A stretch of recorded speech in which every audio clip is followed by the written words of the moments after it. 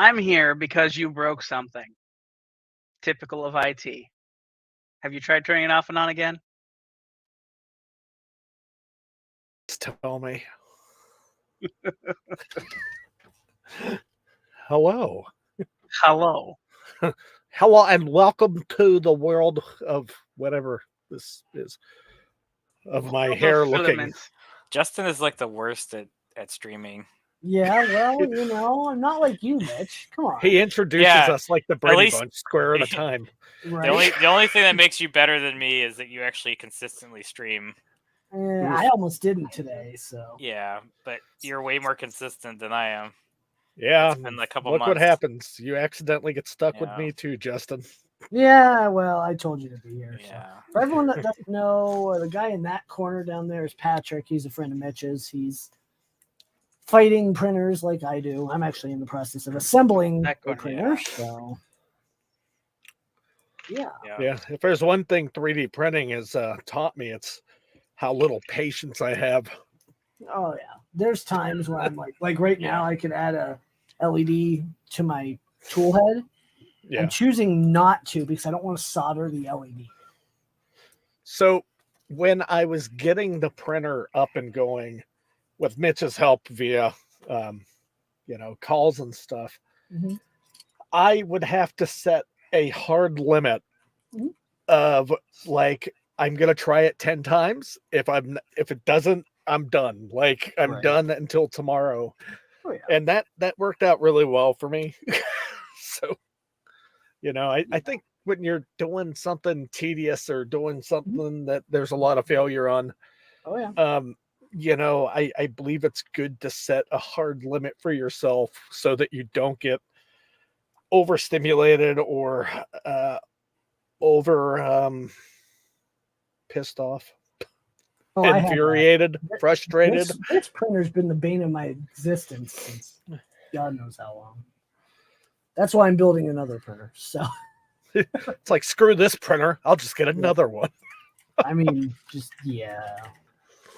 that's kind of what happened, but I'm enjoying this build because I'm not in a rush. I have a LVO Leviathan board coming Friday or Saturday, which I'm super excited early about. shipment or? I ordered it from West 3D the day they announced it, and it shipped yesterday. So it just depends. I even messaged him like, I'm super excited, and he's like, I'll make sure it gets out. So I'm excited. I wonder if my one from Fabrico got mailed yet. And the only reason I bought it from West 3D is because they were the first ones to go live. I did not have the patience for that board. What the fuck is going on here? Hold on. I mean, I'm sure KB3D was selling it too, and they're super local to me. Yeah. But Hector's just really good people, and if anything goes wrong, I know he'll make it right. Right. So Ed Zachary.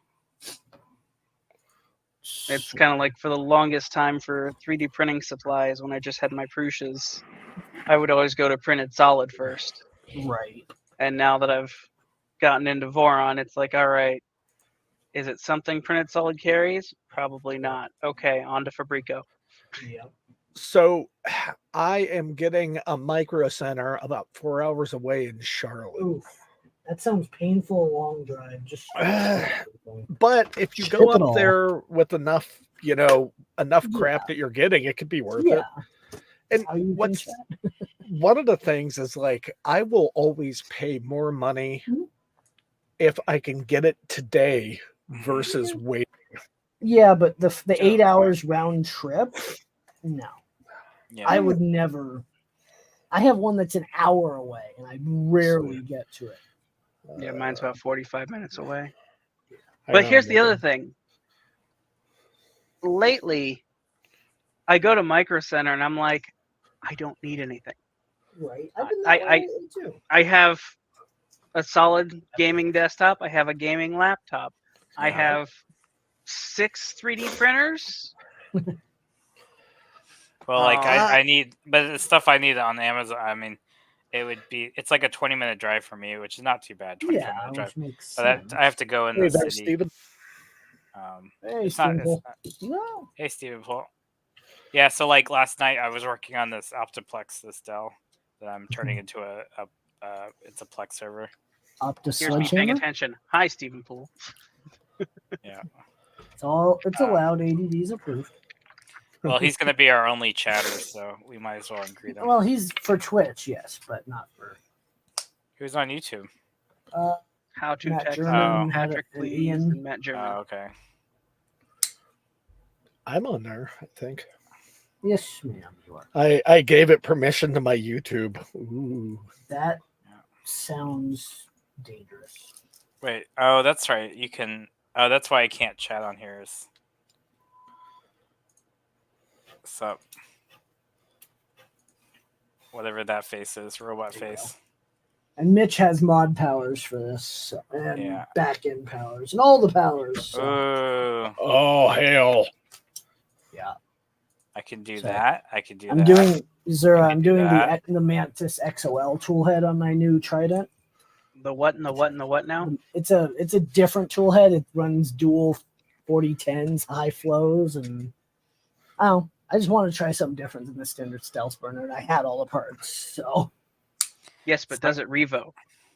it mosquitoes, but yes, it does revo. That shirt should say print your nightmares. It's Yeah, a well. Talk slice about engineering. nightmares. That's a slice Right. engineering shirt. I have one of those. It is. Yeah. One of my favorite Enjoy shirts. nightmares of printing. I love printing. I do Depends. too. It's like I love I also designing. quite love assembling. I like the assembly more than the Mhm. printing. I have never gotten to assemble one. Oh, it's I mean, ask Zura. He did his. I've done 4 Prushas. That's different. And then that Sidewinder X1 you can see there, maybe, and a Voron 2.4. And my latest project, oh god, that looks like butt. My latest project is I have everything printed and I need to assemble my Enraged Rabbit carrot feeder. Yeah, I have my ERCF that is sitting on the floor. I'm going to get this printer done and tuned. The problem is with this toolhead, I cannot run the ERCF, so I think I might put it on the big Voron, but I got to figure out where I'm actually going to put the damn ERCF because I don't have any more space. And that's the thing is, I have yet to order it, but I want to do a Trident with a side pack. Oh yeah, the one you were talking about. Mm-hmm. And put the ERCF on that. Which makes sense. Is a side pack where you put the buffers? No, it's where you put the No. electronics. Basically, you take all the bottom Oh, and put it yeah. on the side. I'll pull it up on Fabrico's site. Actually, hold on. I just want to see somebody actually use a enraged carrot feeder because everybody talks about it, and nobody I never. Well, see that's because demonstrations. Annex is coming out with their trad rack here next year. But So, like, all I see is AMSs. 'cause this is the everybody side uses them, pack. but I never see anybody actually do. Yep, so that's the side pack. It's Oh, just the the- frame, but you get the ability, the same panels on the front and the side, and the skirts are shorter. The skirts are shorter on the side, on the bottom. The skirts are shorter. Squirts. Yes. And Yeah, then that you get looks- all your. that looks so it much looks like cooler. it looks like a microwave, but they don't Yeah. offer it in a 350. If they'd offered it in a 350, I'd be building. Who makes that kit? Fabrico. Well, yeah, Oh. he's the only one I think that actually. So it's just a couple. It's extra extrusions and some. side It's a panels. whole frame. Oh, it's a whole frame. It's a full frame setup for. So if you're building, if you're building a Trident, it would probably be a good idea to get that first. Yes. Yeah. Oh, yeah. Well, if you order from Fabrico, like message him on Discord. Yep. Mm. Yep. Allegedly they'll swap out Yep. the. I've talked with Oh. Hector at So length. you could get the about whole. that. You could get the full kit with the. Yeah, so side you can pack. do an LDO like order. The problem is when Yeah. you order an LDO, his wires are terminated for a standard setup, not Oh, not even the inverted electronics bay. So I kind of want to not. I know you want to try that. Yeah, but I'm just saying I don't think I would go with an LDO Why not? kit. Because I mean, I it probably makes would. everything. Well, it doesn't simple. really matter because since buying the car, there goes my Oh, yeah, Trident you're- money Yeah. for Well, like maybe you'll 3 times maybe over. you'll win one at Rocky Mountain in April. A car, yeah, that'd be great. No, not a car. We're not giving away a car at a 3D printing event unless do you it's. think Wait, that- you hear that? Everybody, 3D Justin just said we're printed giving away a Lamborghini? car. That 3D printed Lamborghini we're gonna give away. All right. Well, I fixed that issue. We're fighting Oof. each other. Remember, me and Mitch have all the power. Yeah, Calm down, I man. use my power for good, and he uses his for evil. I use like, it for random Good cap, bad banishings. cop. You know. Good cap, bad cap. What? Yeah, no cap. No cap lock. Riz. Can we not? No. I don't Can we even know what not that use means. those I don't even know words? what that means. Like What, Riz? So no so cap. if you're No lie. Cap if is lie. Okay. if things had worked out, I'd be on a plane to London right now. Yeah. Well, I think I all would the people at Smurf that are having a party right now, Oh yeah. we could just be jealous. Yeah, I'm well, extremely jealous. I actually have a buddy. I'm who's really not going- because, well, Hmm? I would be if I had the money, but like, you know, Yeah, again, my- car. Yeah. A buddy of mine's going. Agree, man. Agree. From Colorado, and he's going to call me at 7 a.m. Saturday. And I did it for him at Earth, and I walked him around the event. So he's going to do it for me at Smurf. I'm like, thank you. And I asked him to buy me all the stuff I can't get. Oh, yeah. So Buy me all the things. Roto the Revo Roto. Yep. That's I gotta look that up. What is that? The It's Revo Roto. It's a super fancy extruder hot end It's that they really just came cool. out with.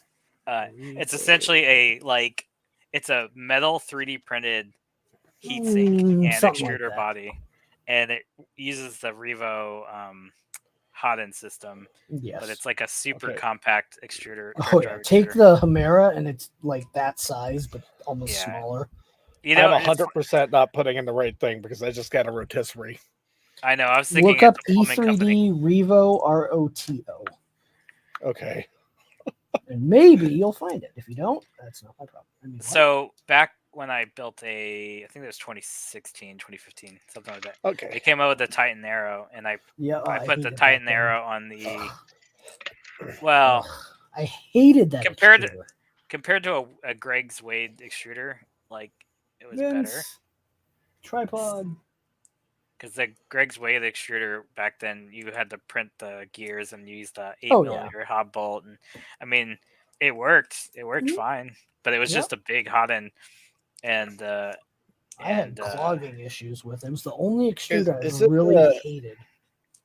Is this a direct extruder? Yes.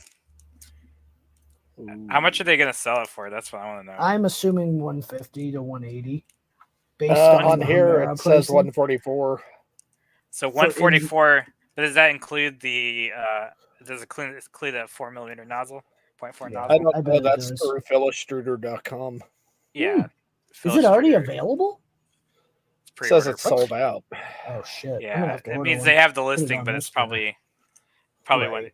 they're probably waiting for the shipments. But then there's the Orbiter 3, which comes with a ceramic heater Tailgating at cooler. Rurf. There will be an after party for sponsors, makers, staff, and influencers. Is So- it called tailgating or is it called bonnet gating? No wait, What? boot gating. What are you? You know how they call like the trunk a boot? I have no idea what you're talking about. Okay, bonnet and boot instead of trunk and hood. Sure. Okay. Let's go with that. I get what you're saying. Yeah, he gets me. I know nothing. he as knows what it's always. all about. I only knew about it because Boot in a boot. I had a Mini Cooper and all the wannabe British people. How is that British how you were weeaboos. introduced and not Top Gear? Oh, Top Gear too, but Yep. I think the Mini Cooper first. Then everybody put the British flags on their Mini Coopers. I'm like, That's kind of. Did you? Oh, I saw a mini video on TikTok. Mini Cooper with the tracks, like the off road, like the snow That'd be track fun. things. Oh, yeah, an off-road Mini Cooper would be cool. Mhm. Yeah, I miss that car. Right. But it's not. I'm probably never gonna buy one again because Right. it was a bad. You were a little miserable with it. No, I loved the car. It's just that they charge such a premium for Oh yeah. a car that is not that good, like Right. reliable transport. If it's a weekend car, I would totally buy a Mini Cooper. But You as know, a daily driver, not really. looking for future cars here. You could get a Mini Cooper pretty cheap. Yeah, but I also get Mini Cooper problems cheap. Well, that's the problem, yeah. And even the ones from 2004, 2005, the ones with the supercharger, they actually used the Daimler Chrysler engine. That was from the Here's PT a hot Cruiser. end. Nobody wants a PT Cruiser. I Is would. that- Is there a? Here's that hot end. Is that a dragon burner? No, it's a dragon. Mosquito. Yeah, but It's a- no, it's the a fan XL shot design. It's a Mantis XOL or XOL toolhead. Very compact, very well balanced. Yeah. I need to get all my wires figured out before I mount it on the printer. But Have you looked at that? What's that guy that makes all the adaptable tool heads? those oh modular yeah, I tool looked at that. I cannot use it for this printer the way I heads? What's that called? Hero Me. The Hero Me. Yeah, that's cool. Yeah, I actually And had that on this printer for a short time. Remember the Fang? What is it? The Fangs? Pets Fangs. Yep. Pets Fangs. Yeah, those are Yep. cool. I've done those mods. I did too. And then I got real printers. Yeah. I mean, Well, I come did on. a couple CR10s, and I did a JG Aurora and some other ones. JG Aurora kind of sucked because the carriage was like really skinny, and it was a metal carriage, Yeah. and there was no room for like a direct drive extruder, so Right. I never really was successful making a mod for that. But I ended up just putting a BL Touch on it and giving it back to the guy. I pretty much modded other people's printers, never my own, because and that around that time I was going to build a D-bot, and then the Delta printer thing happened, and Yeah. I haven't really done anything else since the Vorons. Right. But My now Del- I'm going my Aris Vorons. is I still never want to go sitting- back. Oh, I know. I'm actually thinking about just giving. I think I'm just gonna take the Aris apart, put all the parts in a box, and ship it. I got to talk to Taylor about him doing it on stream because I didn't do it till after Smurf on that for sure. Yeah, I'm gonna message him because if he can print the parts easier than I can, and No, the he'll have mod. a really hard time printing those parts. No, I meant like the wiring and just doing the mods. You know, like We got Steve from UForge here. Hey guys. hey, What's going on, Steve? is that a Hue Forge behind you? Like a giant one? I looked at That'd be turning cool. it into a Hue Forge, but it's not actually a Hue Forge. No. It would take you No. like a lot of printing, I'm sure. Mhm. To make it that big, Yeah. That's Be a what she lot. said. Not really. No, No. that Why one not? doesn't work. That's what she said. On it would take a lot of printing. I'm sorry. No. Oh no, big. I mean, it could be what she said. There's Right. But what you could do though is you could take a picture of a Hue Forge print and put it as your background. I mean, that's Yeah. yeah, I could do that's that. awesome. But they tend to like zoom in a lot. Like I can do it like right now, but they zoom in a lot, and then you'd see all the print marks. Like I do actually have a picture of. Let's see here. Because Not there. that brick texture you took a picture of was so cool. That video, Yeah. it was freaking people out because people thought it was 3D. Yeah. Right. Yeah. Well, do you see the zebra that just came out? Yeah, that was cool. I saw that. Yeah, that was Zebra. insane. I don't know if Patrick knows about Hue Forge. We have to introduce him. No one needs to know about Hueforge. It's fine. Yeah, there's nothing important about UForge. There really It's like isn't. it's basically a lithopane, but instead of like one color, you're blending multiple colors in different layers. Oh, that's Well, cool. One nozzle. it's yeah. it's a front lit lithophane rather than a backlit lithophane. Well, It's you not can do big. both, right? You can. You can do lithophanes, but really Yeah. what people are interested in. It's so front I lit. had this one, which is Hueforge. Oh So yeah, There Oh, you go. that's cool because that's the wave, but with different Yeah. colors. Yeah. Japanese Well, it's not print. the Great Wave. I literally Yeah. prompted Banner in Oh. Midjourney, and it gave me that. I'm like, well, So that's you, awesome. you I had can use it. AI rip off, century old. I didn't tell it to. I told it to make me a banner, and it Yeah. made me that. So Plausible deniability of stealing art. yeah, but this is what Huforge is a tool that blends filament colors based on their transmissivity, or the how translucent they are. It will calculate the filament blending and let you adjust sliders to see what it'll look like before you print it. That's what it is. You don't need to full screen me. It's okay. Yeah, now we're committed. Yeah. So I mean, like here's one I just did. With my background removal, it doesn't. Oh, so there's that's one cool. I just did. Oh wow, Yeah, I think I saw that one. Yeah. it's really cool. I did that in a different color. So this is actually, it's black. Is that three? That's three But- filament swaps. No, this one's like 4 swaps. I think it's 5 colors. Oh, 5 color. Um, Yes. So you I get did more that, and green. then and I did this one. Wow. This one And gets to get the what's nose. cool is you don't need a special printer or AMS. Right. You could do it with a single nozzle like you have. That's really cool. Yeah. Yeah. Oh, Yeah. So it's this was 4 or 5 swaps because I didn't. Well, you can't see them because I'm hiding my background, but I have 2 bamboos with AMS units behind me, but I didn't have them when I wrote it, so it didn't factor in. That and a few, just 1 or 2 rolls of filament, right? Yeah, just a few. They go down my hallway and go everywhere. Actually, I literally just finished adding a filter box into the filament library, so you can type in brand names or filament colors, and it'll That's filter awesome. out. That'll be So actually, nice.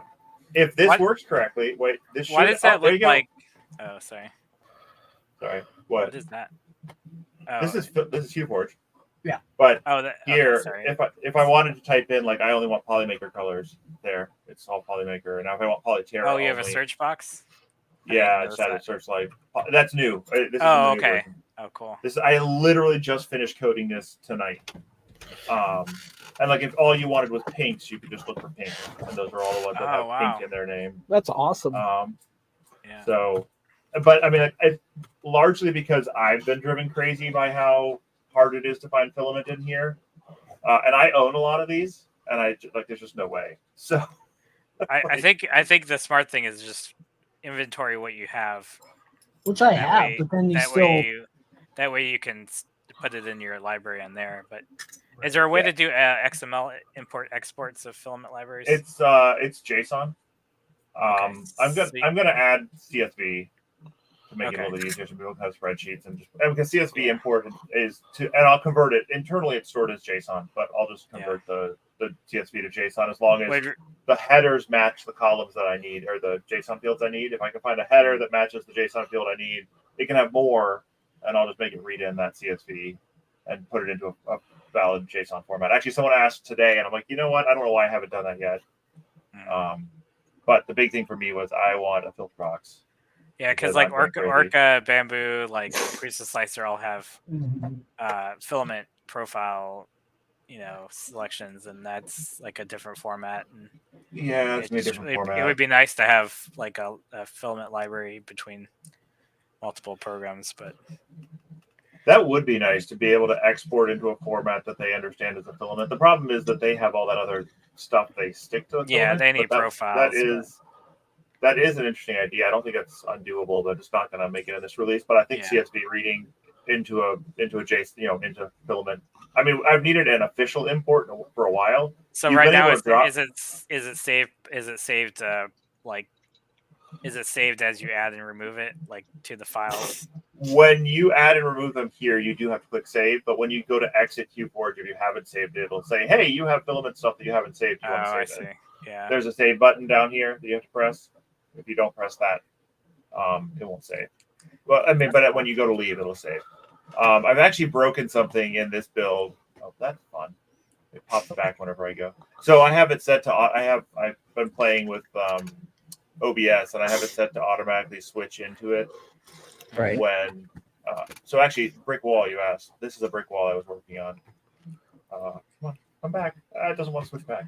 By the way, the wave behind you, it looks like it's Yeah. it looks like it's rendering voxels. Well, Is that- this is the mesh. I showed the Mesh? triangle. Yeah, the mesh of the model. Oh, Here, hold you mean on. it shows the it's not smooth. It's not smooth shading. Why is it doing that? Hold on. There we go. There you No, I'm saying is that this is a mesh, right? And so I Yeah. was the wireframe of mesh. Oh, I see. It's a layer. It's a It's view. a triangular. A 3D Yeah, it was just view. a triangular 3D view. So I was Oh, just so you could showing show the texture. You could show the actual like. Yeah, so I was Texture. because people don't actually even realize that this is like when That you're this just texture, looking at it yeah. like this, that this is actually the model. Yeah. So I can bring. I was working on a brick texture. So is it kind of a thing you just kind of? There's no auto. There is Auto no auto. adjust. No, I consider this to be like a creative tool rather than a photocopier. Yeah, That's I got it. That's the phrase I like to use. I actually do plan stuff with color build. I have some ideas on things I can do to at least help make it a little bit easier to pull in some colors and have them be in roughly the right place. I'm still not gonna I'm not promising it's gonna look right when I'm done, but it should make it easier to see. This auto switcher does not work on the way back. I switched click look into at here to Chris see. Warcock. Look at this. Hey. Not him. There's Zach. Oh, wow. Chris, I will send you a link on Discord. I know you don't come on many streams, but love to have you. Hey, look Yeah. at his. Yeah. I was Welcome. talking to this guy. Hope you're doing well, Chris. It's been That's ages. okay. We already got demonetized because I was. Yeah, we already did. I was showing my Yeah. Tripod. drill. Mitch is playing with his tool. Yeah. Yeah. Yeah. I was- This is my filament winder. I actually need to print a filament rewinder because this should be perfect. Do it as fast as possible. Hey. I saw him this Yeah. week, this past weekend. So, Saw who? Bearded Bucket. He actually lives in Colorado Springs. So Oh, nice. he saved my butt with some Actually, stuff. so actually Oh. the comment about the color picker tool, it actually has a color picker tool. Hold on. It's You doing. can also use Windows has a color picker using Power Choice. Hold on a So sec. does HueForge basically use the colors that it has in it to pretty much make like an exact replica of a texture and the color, like a picture? No, Whoa. not really. It's like painting with filament colors. Mhm. Yeah, it's more like I would call them filament painting because it's more like Okay. so. If you look here, I have these sliders. These sliders are the layer swap location of that color. So if I bring the black down, that means that it's going black to level layer 11. If I bring it up, it's going to layer 19, and then the red goes to 25 and 29 and 35. So you're just setting those values, and by the way you set those values, it changes what, because I know about these filaments and I know how much light these filaments let through, it changes what the overall thing's going to look like. And it doesn't look like, so in the slicer, you'd see this. This is what the slicer would look like. But then when you actually print it, because this white filament is really transparent and this yellow filament is fairly transparent, you're going to get much closer to Oh this. man, I have not So- seen this. I don't know if he has a camera, but we've got a guy that has not been on a stream in, I would assume, about 2 years, and he does not have a camera, but it's Chris Warcocky. Oh man.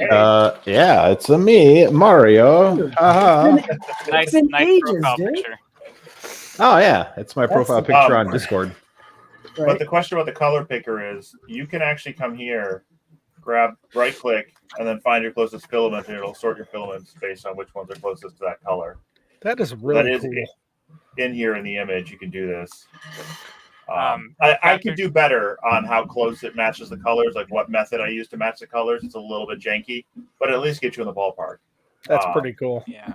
I know So- you only Hey, have Zach. 3 filament colors, so if you need more filament, we can. probably- Me?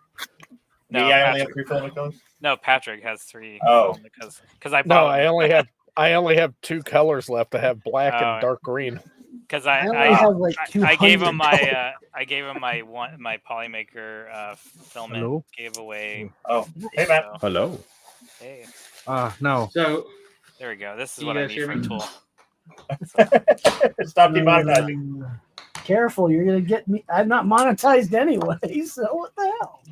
Oh man, this actually would sound really Do you cool. want to be monetized?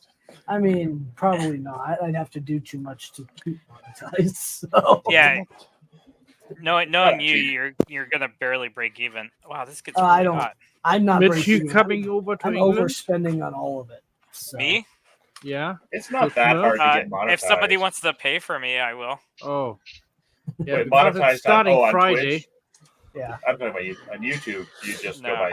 I'd be Yeah. going if I could, but So the backpack printer is the one I'm designing. Right now I'm designing I'm making a custom UPS circuit board that's basically going to allow me to use. So I bought the drill because I wanted the 20-volt batteries from Harbor Freight because these are the cheapest, like 97 watt hour batteries. So I'm going to have two of these and they're 20 volt and I'll step it up to 24 volt, run the printer off of two of these in parallel. And then I can hot swap one battery at a time.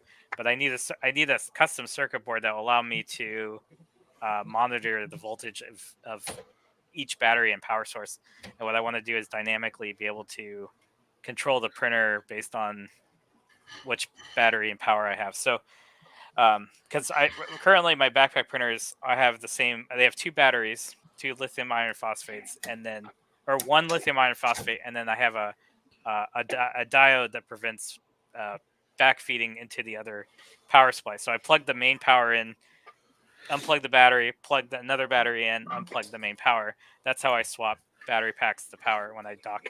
So what I want to do is have a control board that can dynamically allow me to plug in the power, charge the battery, change the battery out, swap it out. And then I also wanted to be able to tell me what my battery percentage is, because right now I have no way to check my battery 3. Oh yeah. power. So on the three's a good backpack printer, as I basically am just constantly swapping out batteries and walk around the event a couple times and then swap the batteries out again, walk around the event again.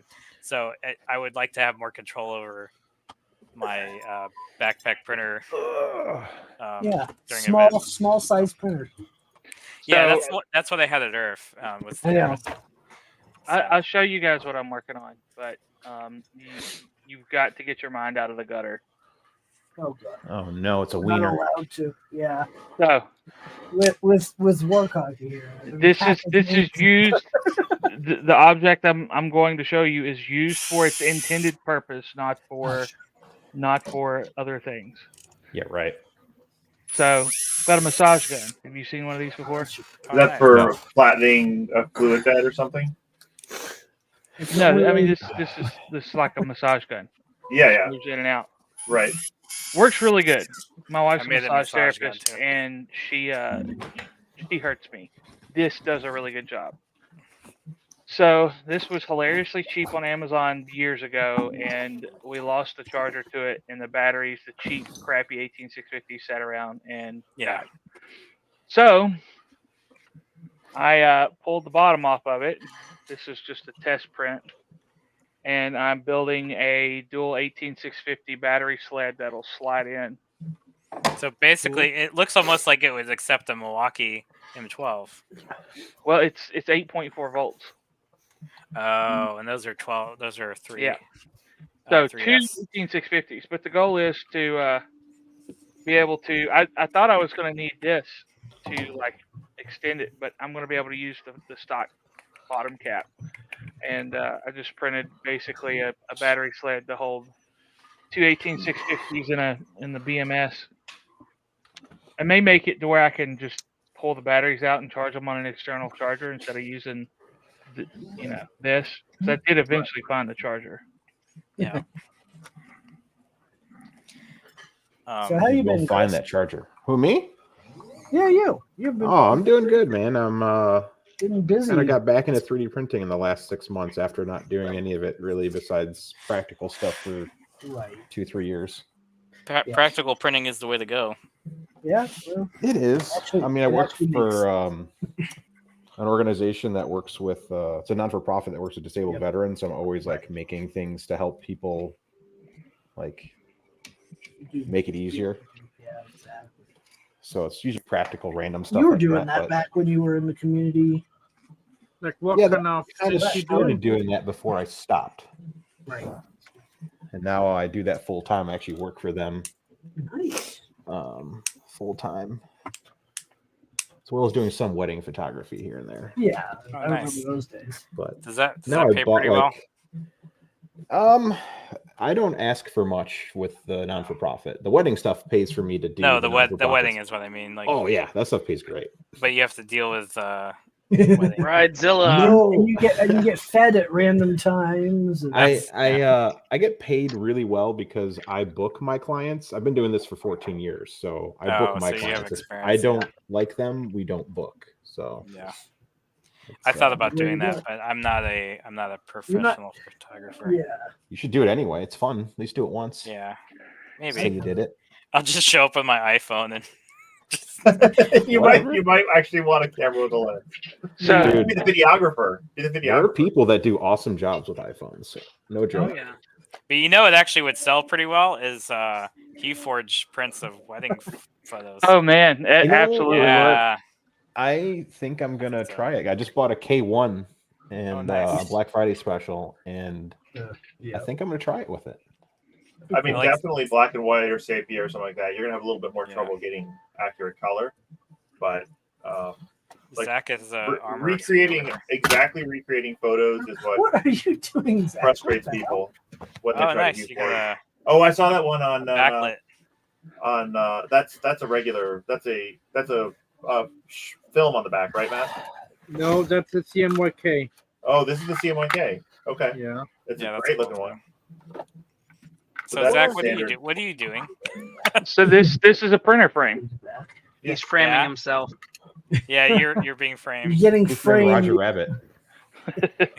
This is a because this was sitting in the back on the shelf. You know, it's hard to gauge the size, but you could see. You know, I'm 6'3".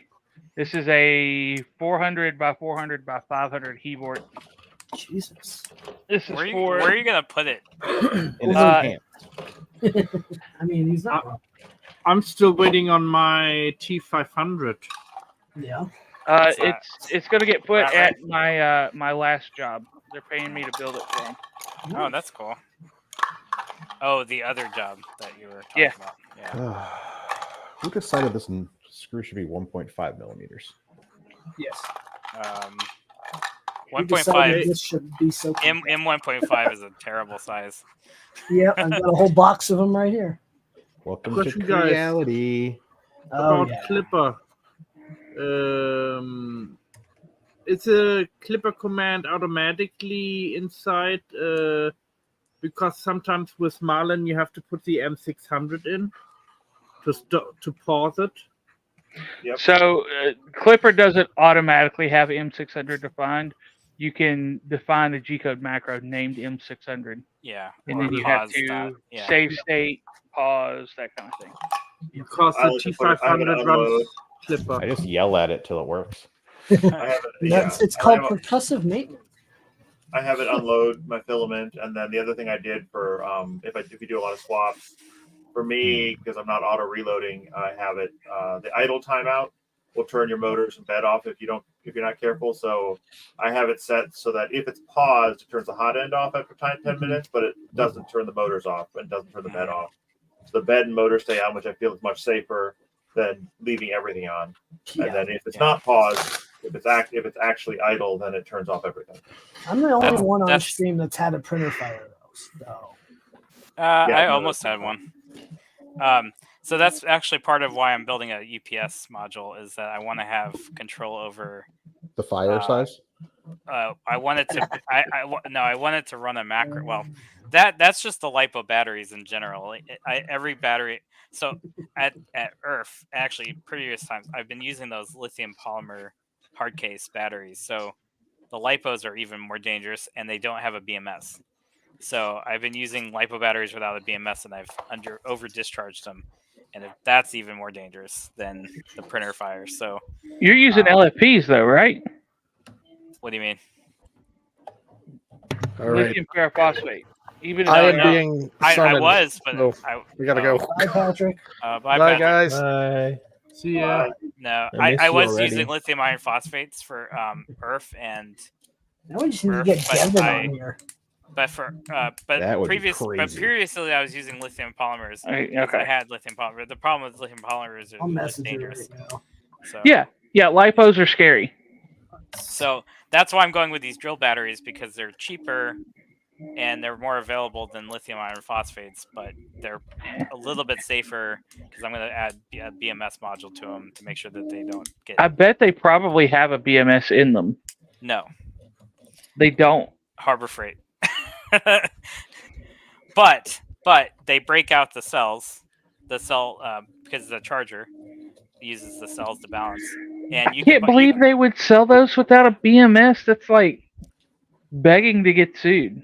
This doesn't even have. This has 4 tabs, and these 2 tabs are your thermal and ID. So I don't know what those actually do, but they're not cell balancing.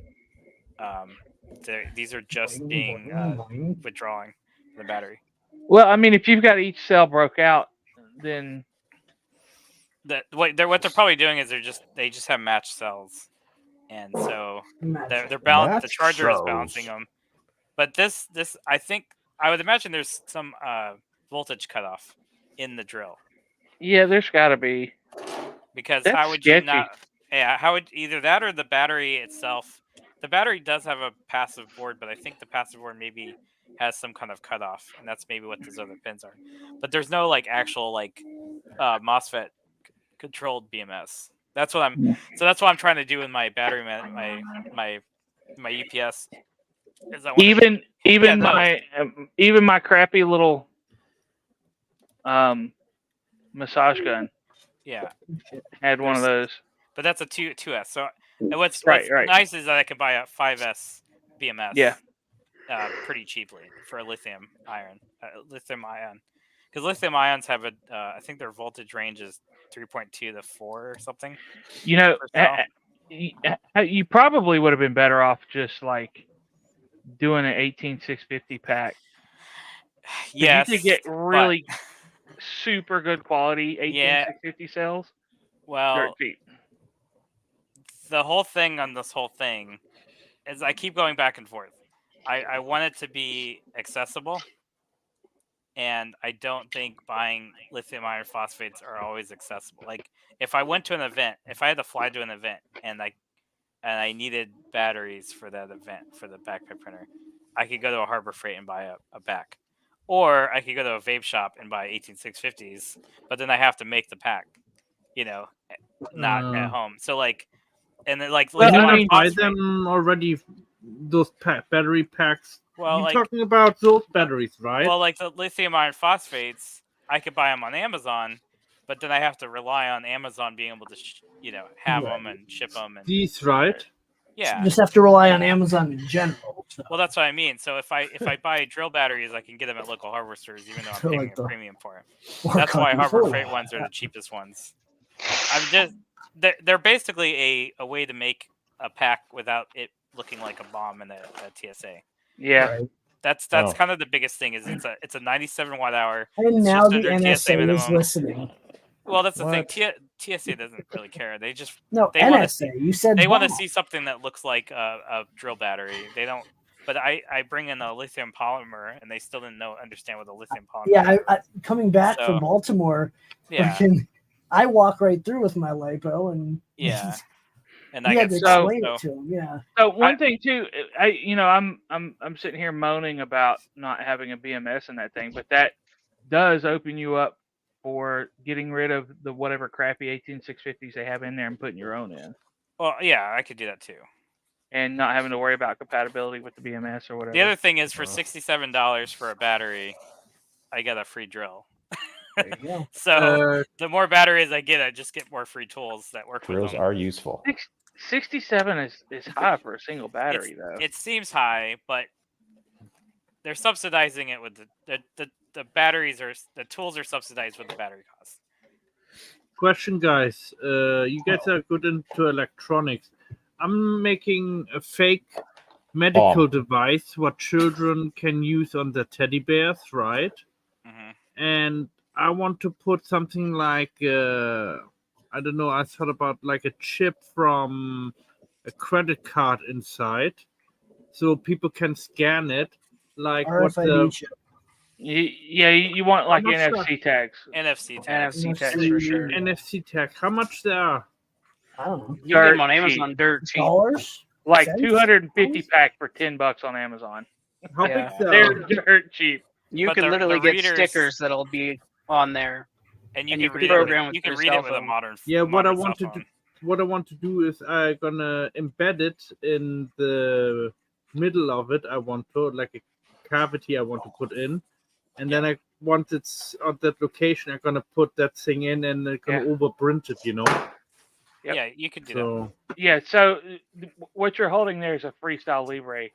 Yes, It yes. uses the same NFC as the stickers do, I that. believe. Yeah, and they're a feet out. Look I mean, they're how a few accurate cents it each. is, and even the bottom is white. I mean Yeah. the see-through part. Is that a printed version of that, or Yeah. Yeah. Yeah. okay? If it was there's real, the you'd sense see of- it. If it was real, it'd have like sticky tape sticking on the So side of it. all You'd those have a little basically have probe a sticking out. those have a tiny needle, and it basically takes a sample of your blood and Yeah, it but through a light I'm sensor. gonna Eh, put Sorta. okay. soda. But It's not a needle. It's put in with a needle, but it's really just a probe. It's a little tiny Is tiny the- sensor. what's the probe actually? How do they do the glucose then? Is it? It measures it out of interstitial fluid. The fluid in Oh. your skin between your skin cells. The Oh, so it's not even Freestyle measuring Libre blood? 2. No, it's not measuring blood. Oh, interesting. Yeah, interstitial fluid glucose readings are only about 5 or 10 minutes delayed from blood sugar readings. This hot end is janky. Hmm. Here you go. Is that the Creality hot end? Oh, Yeah, I'm nice. swapping Made out the a K1 model of hot it. end for Micro Swiss Flowtech. I was gonna ask that Oh, if you're nice. gonna do the Micro Swiss. Yeah. Good choice. Yeah, I ordered a Triangle Labs CHC like Does the that day make before they announced it. the K1 worth it? Dude, the Well, K1's worth it. If you Under want $400. a very Yeah. honest opinion, if you can buy it in that 300 to 350 range, it's Yeah, amazing no-brainer. because It's all you got to no-brainer. do is root it, throw a clipper on their Are you stock. talking about the Max or the Either the one. K1? The Max, you're going to spend like $700 to $800. Yeah, But I mean, the thing's huge. I mean, there's Hey, not Max- a printer in that again? size for that price. the Max is a pretty good deal for that size. Yeah, because I is. mean, you can't think about the closest thing you could get in that size to print, with any decent speed would be a Voron. And if you built a Voron Trident Oh, 300, like twice as much. Yeah. well, Going I 350. mean, you can get a 1200. pretty cheap. Yeah, This 1200, I would was say. 1,000, but it was on a screaming deal from DFH. Yeah. So. I gotta take off. Take All care. right. See Have a you good there. one, Zara. Thanks for Have you popping in. seen- My have you mic seen might cut Crew out. 4 lately? I'll be back. Okay. I need Which toothpicks. one is that? That's the mod of the The Doom Yeah, Cube. that's the Doom Cube. yeah the Doom Cube mod. I Look saw how one. big it At, is Look. next to the K1.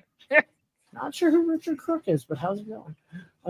I saw You a don't Doom remember Cube Richard? at there was a Doom No. Cube or something It's customized. been a long time, dude. He was in the at, Discord a lot. Earth. Okay. Well, the Discord went quiet when you went quiet. So, Oh, what happened to Steve? He got I do what I can. now we just Steve gotta took- get Chris to Colorado in April. Are you coming? So our non-for-profit does clinics in Estes Park in Colorado. Nice. Well, you should come out to Colorado for an event in April, about the 20th and 21st. Called Rocky Mountain Bull Printopia. Testicle Month. Yes, the one that I'm Rocky Mountain Oyster Month. Let's go. I call the it one that I Reaper. helped make happen. The Mile High Club. What is it called? We're gonna call it the The Maherf Mile High Rep Fest. Mile No. High. It's Remurf. Remurf. yeah. Reefer. There's not too many of those Reefer. because East Coast lost the rep rat part, right? They're no longer They working did with not rep rat. lose it. They intentionally rebranded. Yeah, they renamed it to 3D Printopia. Yeah. That way, people can bring their Chinese printers there. Yeah. Yes. Well, I mean that's what half of them were. Well, yeah, I mean, more than But half we of were, them. but again, to be honest, we were just talking about Chinese Yeah. printers being a good deal. So like, it's part of the culture Yes, now. but we're in 3D printing. We're also hypocrites. It's part of RepRap. I mean, it's been part of RepRap for a while. It's just you know, it's less RepRap and more about the printers. It's I got something for you, You. Chris. I know you're big in, or we're big into the Mark IIIs and bears and stuff. Yeah. Oh, that's a giant bear. Holy shit. That is fully scratch built from scraps I had laying around. There we go. No, That's what I miss. All linears, even That's on the the bed. community I'm looking for. Making cool shit. That's all of us. Well, Duet 7-inch screen and a Duet 5. Oh yeah, Duet 5s. Man, Right. Duet hardware's so nice. I like them on the backpack printer. I kind of wish I didn't put the Duet on my backpack printer though, because I'd rather use it on the printer I use all the time. Yeah, I much prefer Clipper. Way much prefer Clipper. Well, I kind of. It depends on what you're doing. Like Duet's my second choice. Yeah, like I think it depends on what you're doing. If I'm gonna do some crazy printer, I would go for that. But I don't know. It depends on what you do. I don't know if you've seen this, Mitch. I've got my Trident. I put step servos on. Like you're telling me about that. the step servos that have the integrated drivers on the back. Yeah. And that's some power. Yeah. Nice. 48 volt. Yeah. No, they're 24 volt. Oh, okay. They were like $20 a piece on Alley. I did not have high hopes, but yeah, if they work, it's pretty quick. Yeah, I had a hope. Yeah. Well, now that I'm thinking, like now that the FL Sun S1 T1, like I'm as a getting one of those. as a Delta printer enthusiast, I'm 100%. I'm thinking that those are gonna start to be actually competitive with the batteries. Like that price point and the speed and a Delta printer, like and CPAP. Yeah, you get all the benefits of a Delta printer. Mm-hmm. You mean my DreamCube has CPAP on it. It's but for that price, and you're basically close to the X1C prices. Mm-hmm. With a larger build volume, faster printing, and Clipper. No, I'm pretty much sold on that. No one's stealing my data. Yeah. Right. Oh, yeah. Both of them actually are, and it would. I hate to say it, but it probably would replace my Artemis, like by a lot. I mean, the V400 could replace the Artemis in terms of like size and quality, but you don't really need the height as much as you need the diameter. But man, having a fast Delta printer that's enclosed with good cooling, like a filament dryer built in. Yeah, like that's a pretty. If I hadn't just bought this Trident kit, I probably would have ordered that printer. I'm just happy that at least one company's making a decent Delta printer. Right. That's within our range, not like Trilabs or. Yeah, well, you mean Prusa Pro. Whatever. Rebranded again. Yeah, they're selling to a very niche market that nobody will have, and they're still using. Don't get me started on it, but basically. They're using an Android phone as an interface, which I don't really like that, and they're still using a button drive, I think, on the Trilabs are, right, with the V6. But I the Prusa, whatever it's called, is probably using some special stuff to make it high tech. Whatever. I like special stuff. It's different market. We're not in that market. Just like we're not buying Forum Labs printers, you know. Wait, we're not. I mean, I gotta send this thing back. Yes. Yeah. What? Send it back. Buy your Elegoo. Dude, my work has a Forum Labs that is, I don't know how big. It looks like it's 300 by 400. It is the biggest resin printer I've ever seen. Probably the Form 3 XL. Probably. Yeah. What's cool about those are still laser galvos, but they have a moving mechanism. So it's a linear laser that moves on the slide. That's wild. And that's how they can get it to be really thin, without having to have a giant Projector base. Yeah. Yeah, and then I don't know why they don't just use LCDs, other than it's probably more reliable than LCDs, but like you get better quality, I think, if you're Zach's sharing something. So check this out. Is that resin? What is this? Oh, it's a 3D scan. Yep. How is that scanner, by the way? I've got two now. Which one you want to know about? Is All this of the them. handheld one? This is the Einstar. Einstar, okay. Which is like the $1,000 one. Yeah. That's not bad. It's a little rough, but I mean that's what I get. That's essentially the quality I get out of my the Polycam app. This is actually because texture mapping is on. Well, yeah. The- That's actually not bad. The actual quality is pretty Wow. insane. Yeah, that's really quite good. That's really good. And And not only here's- that, but that's a glossy surface that you were scanning, right? Yeah. With just Yeah. some tape and some markers for tracking. Kevin, look who's in chat. What? How did you stand it up? Devin? Or you just put it on the? Look, Hold on, look I'll who's in show you in a chat. second. Let's see. I haven't see- seen you in a while. You see the tape? Yeah, I can Yeah. see the picture of the tape. Yeah, she might hop on. Holy shit. That's really. We're gonna So get- is that we're old Dan is that back together here. is that laser level or laser? Is it not laser but IR? I think it's IR, yeah. Okay. Because the texture of the grain of the wood, That's you crazy. can't feel it. But I was gonna say, is that the curl on the wood? yeah, Oh, the IR penetrates through. right. But every guitar have clear lacquer on top, so it probably would not Yeah. scan the lacquer and Well, go the through IR the goes- lacquer and Right. And Yeah. the inlay at the top too. You see how it's inset? Oh, so Yep. it went Yeah. through the It's inlay. not actually inset. It's like mother of pearl, but it's Oh. not visible. Oh, So- so any transparencies that the IR goes through. So if you look here, if I could get it close enough, you see there's a chunk missing out of it right here on my pinky. Yeah. Oh yeah. Oh Yeah. wow. This is all healed up because it's a really difficult area to scan. Was But- this the highest quality? It was like the second highest quality because of the size. Okay. And how much is this Einstar? Just under $1,000. Wow. Ouch. Might as well That's get the really good for Revo that. Miraco scanner. That's So this is Revo this is points. how I scanned it. oh, you just hung it. Oh, okay. And this was probably a couple of dozen takes, right? Yeah. So I do it like this, and then when I started working on the head stock, I either had it hanging like, well, it was like this. I had it. So this software made it pretty easy to combine the takes, Actually, the meshes.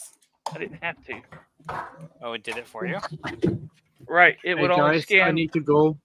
All right. I miss Time you to already. Yeah, go. it's super late for you. Yeah. See Yeah, ya. I'm going Friday to Smurf, so Fun. Oh, right. Have fun. Say hi to everybody. wait. And, Give a hug to Papa Smurf. yes. That'd be But see- Shane, by the way. Papa yeah, Smurf. Shane. I'm more interested in seeing Papette, you know. Oh, Lady Smurf. Oh, Yeah, That'd be good.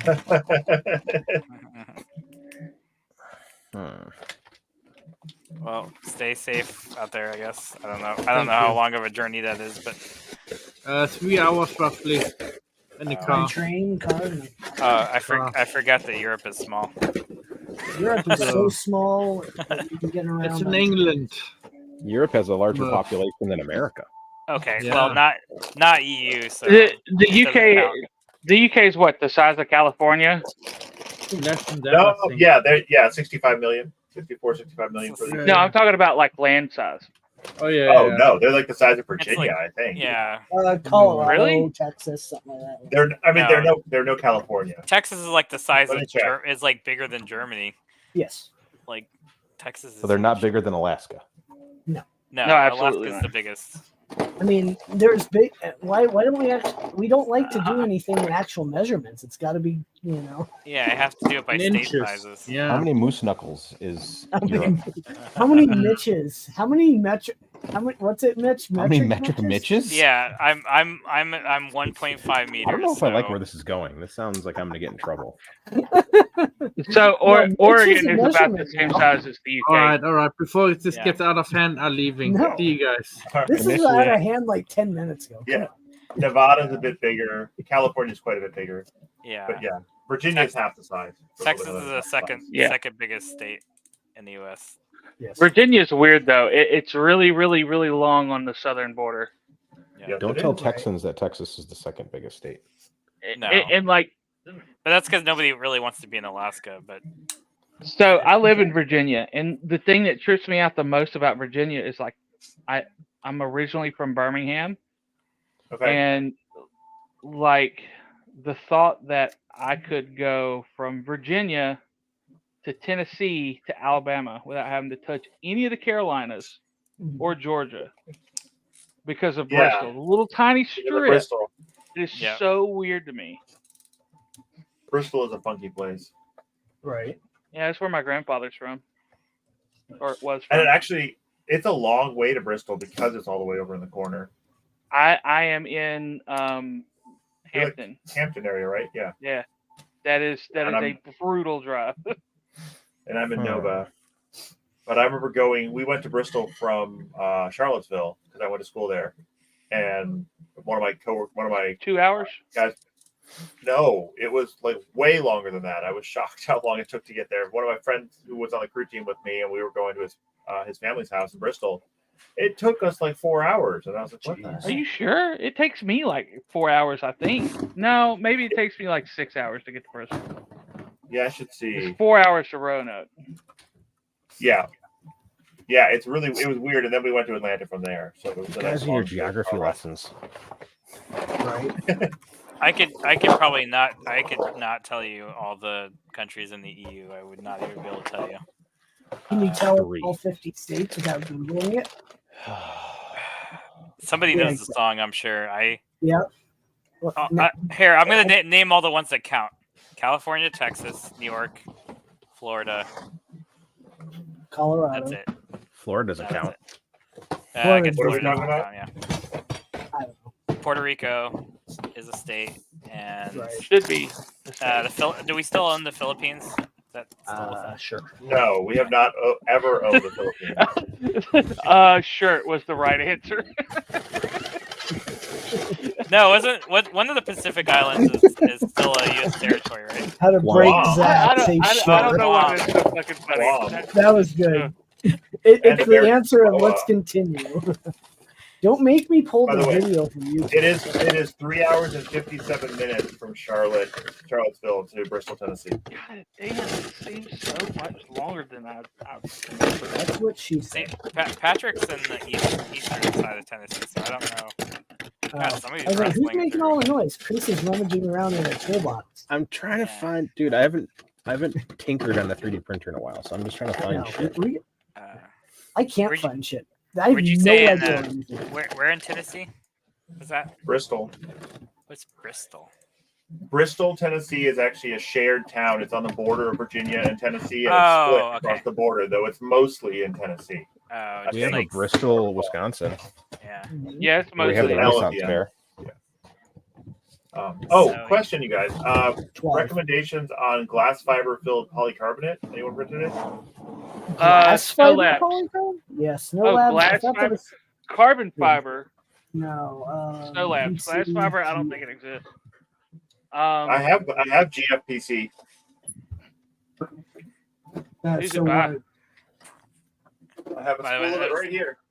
That was an old comment, but Ultrafuse, Bearded 3DX Buck- Yeah, tech. I mean it's PC blend. It's obviously blend. I'm not printing okay. pure PC. What's the application? Yeah. It's for these plugs, these things. So if you want to spend some money, 3DX Tech has some Carbon X PCCF, but it's $88 for a 750 gram roll. Honestly, my suggestion. I have it right here. Oh. My suggestion would be Betis's either their glass fiber Rico ASA. has all that now. Yeah, their glass fiber ASA or their co-extrusion. I think it's ABS co-extrusion, but it's so the way have you seen it? You know the filament I'm talking about, Steve? Where it's like ABS and polycarbonate in the middle. No, it's regular ABS on the outside and then 25% build on the inside. Yeah. Okay. So it's a super high fill content. Yeah. I've got some. It is wicked good. Well, so I'm just trying to give someone something that will definitely hold up to chlorine and UV. And I'd go with that's hard. Yeah. The chlorine and UV, I'd probably go ASA GF. Well, PC is supposed to be really good with UV as well, Yeah. right? Oh yeah, but you're And going to spend more money. It doesn't outgas like ASA. True. I mean, I got this It spool. still does. Oh, it still does. It still does. Not like ASA. No, True. but ASA. I mean, I got also this not spool that of- chemically resistant too. true. I got this spool for $40, so we'll see how it is. The other option is nylon glass fiber, but then you got to dry the absolute Jesus.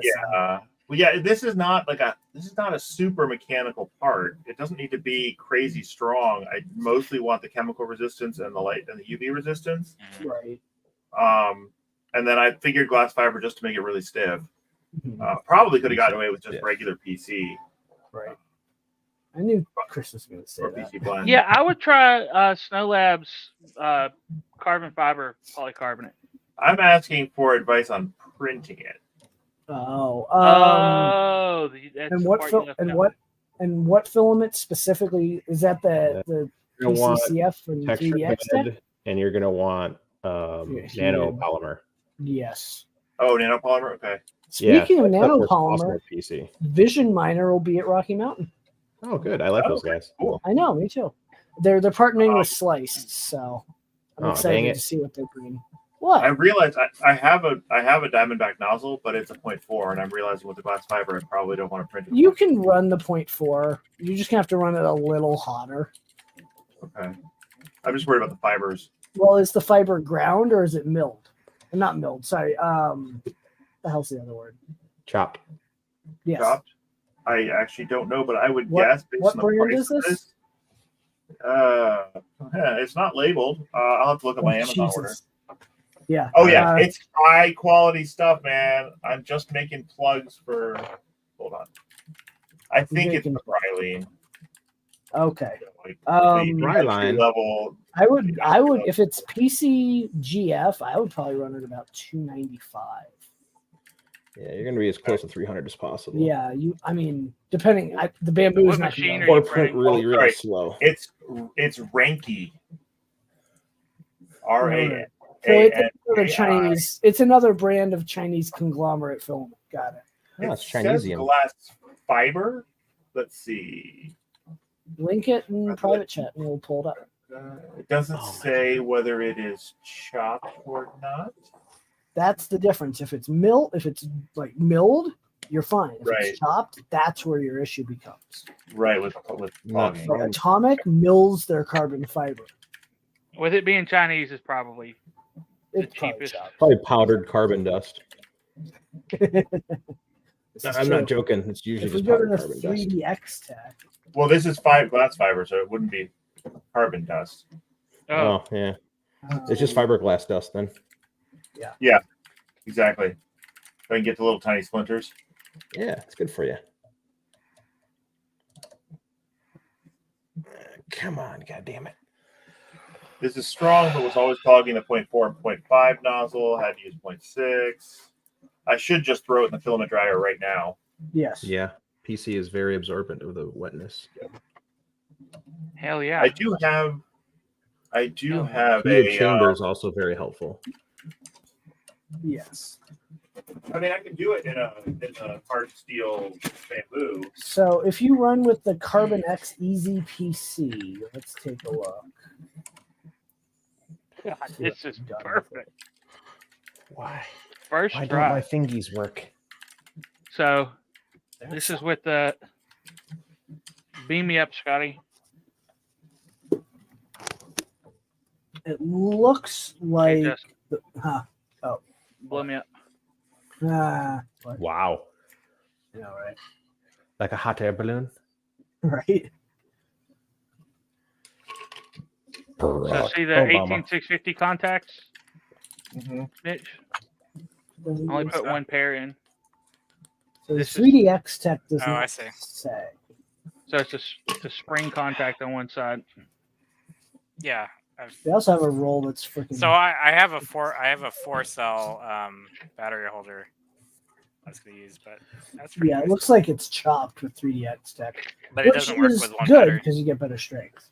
No, I've still got to put all the channels in for wiring and for the BMS and Right. I'm trying to figure out how to get these two wires set together the way I want them because I'm kind of lazy on this at the moment. I'm trying to figure out how to get this dang thing in the hole. That's what she said. Yeah, there you go. Thanks for teeing us up for that. Yes. I am helpful. What I was going to say, by the way, I was going to tell Matt, but he left before I could, is I'm actually printing a list pane right now. I have a Nice. coworker who asked for them. But by doing it, I found out that QForge is not predicting list panes properly right now. So I had to fix it. I think it should be much better now in my version. But yeah, it wasn't predicting properly. So that made me sad. He's dying. No, just the wires are backwards, and it makes me sad. Well, then just turn around. It'll help. I can't turn around. Every time I stick in the hole, the cable connector wants to bend upward, and I can't get anything up in there because there's no finger room. Zach's just like It's the a tight one. reaction. Where's Lacey when you need her, Zach? he's asleep. I don't hear the dogs barking either. Yeah. Yeah, he's got his She's sleeping headphones with on doggies. for a They're reason. in there sleeping with her. Otherwise, we could make that place go come with dogs. Oh, So, finally got the connector in the hole. Did I tell you about the That's what new she machine said. we're getting, Mitch? Mhm. No, what is it? A big double column 5-axis. Nice. What are you going to do with it? Make aerospace parts. Oh, okay. No, you got to make stupid stuff with it.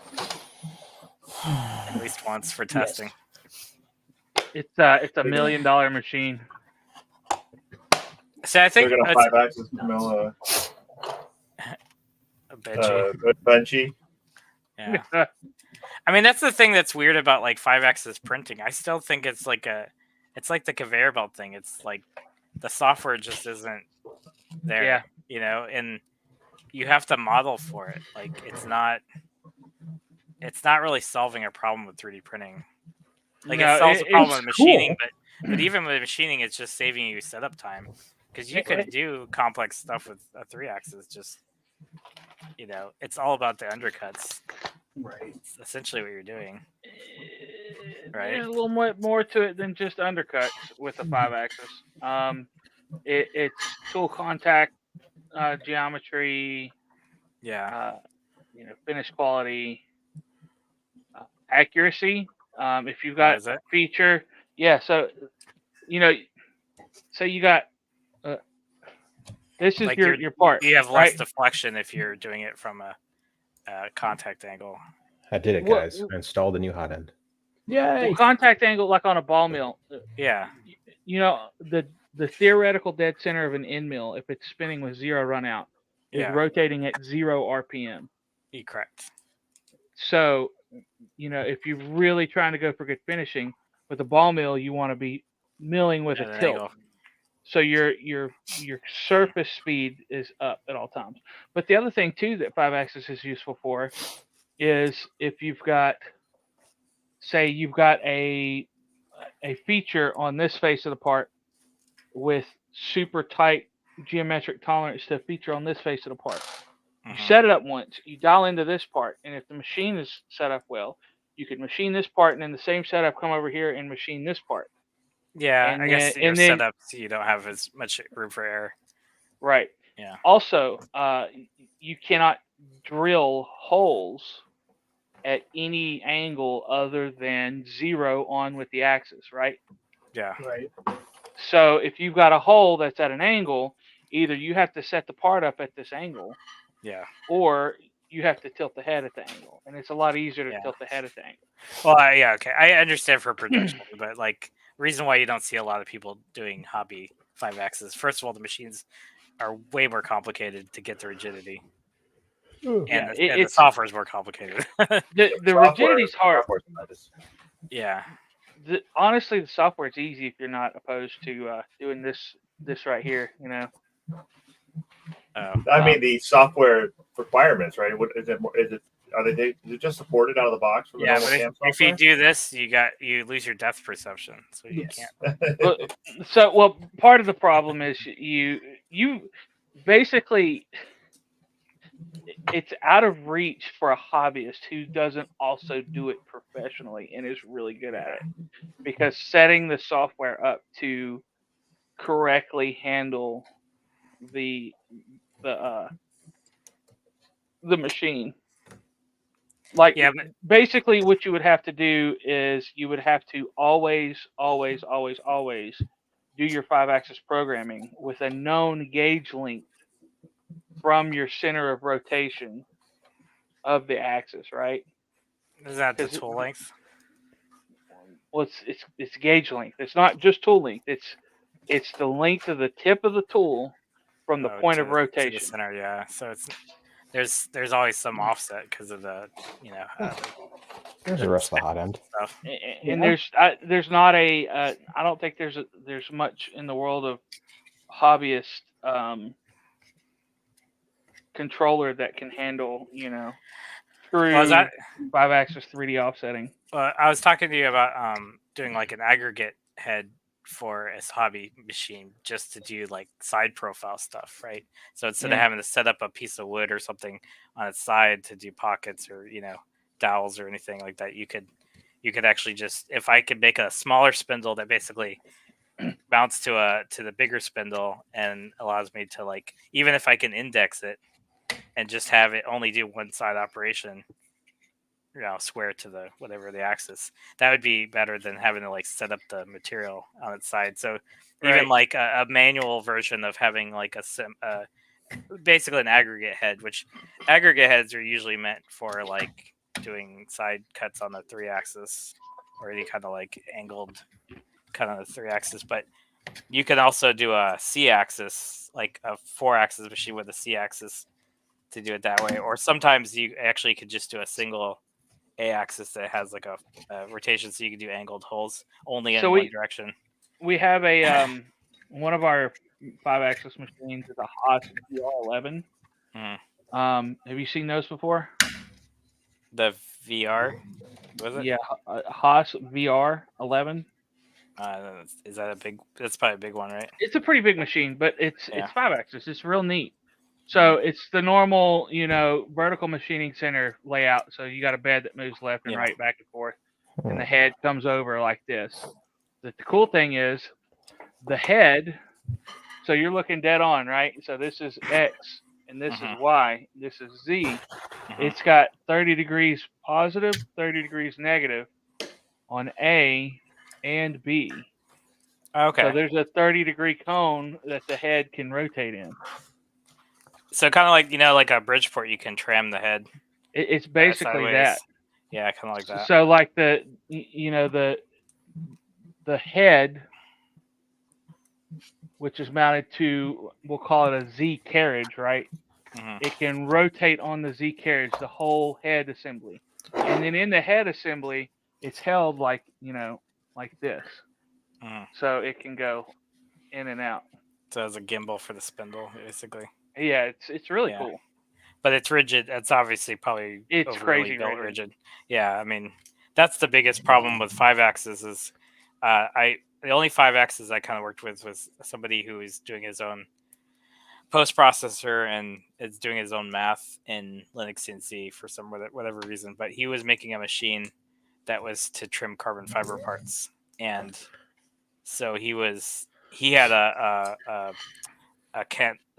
long arm Z with a spindle axis, rotary and spindle axis. So, but I don't think he had a lot of rigidity because I think all he was trying to do was just trimming carbon fiber because it was a form. So he's just trimming this complex form. So he 3D scanned the form and then used that to create this 3D toolpath for 5-axis. But I don't know if he ever finished it or not. He was spinning. He spent so much time doing that just to cut carbon fiber. He made the mold and everything.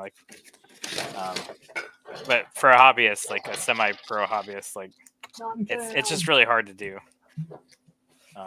It's just the same with 3D printing, right? Like the stuff that Brendan's doing is really cool. It's just that like I still don't see a real practical use for 3D printing 5-axis yet.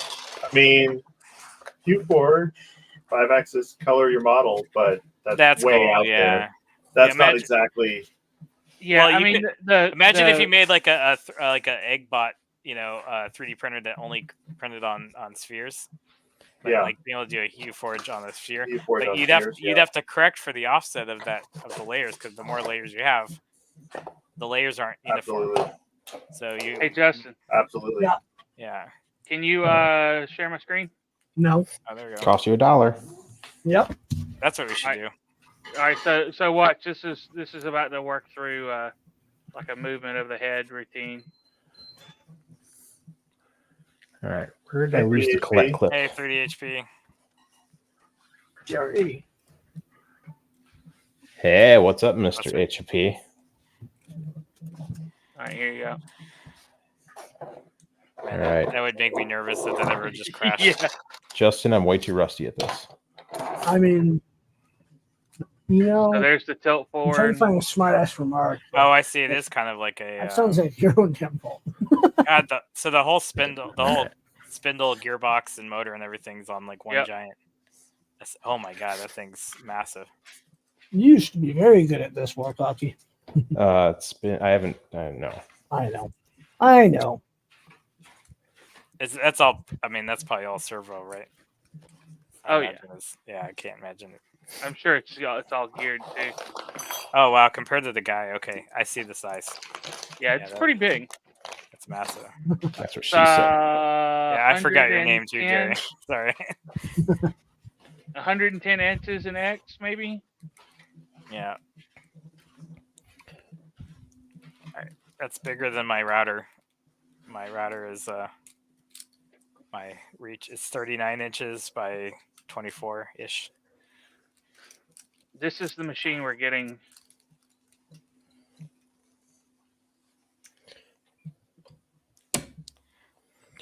All right. Oh my god! So that's like a walk-in machine. Yeah. This is wow. So the one we're getting is newer than this.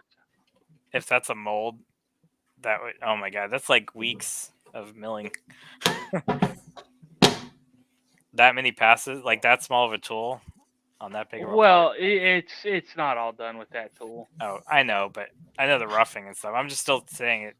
It probably takes like a day to make a single part like that. It's not like an hour, a couple hours. It's like... See if I start a fire. That's really cool. No, you'd be close to me. I don't even own that printer anymore. So this looks Probably like the older smart. version. This is the one that we have that's got a hide and Han controller on it. It's AWEA? AWEA. AWEA. Nice. The one we're getting is a lot newer than this. Cool. It's a trip. They're gonna have to cut open the damn roof of the building and drop it in with a crane. And you have to build a slab under it. Oh yeah, the slab's already built. Yeah, that was when they redid the building or whatever, built a new one. So there you're machining on edge. Oh wow, that's cool. That carousel. 3D HP, you absolutely can do that, but there's sometimes some edge effects and things to be aware of. You want to make sure that you either do it all Get as a new one big printer. mesh. Do it all as one big mesh and then chop it up in the slicer, or you want to take the small image, set your heights and everything, turn off full range, and then do everything else the same way.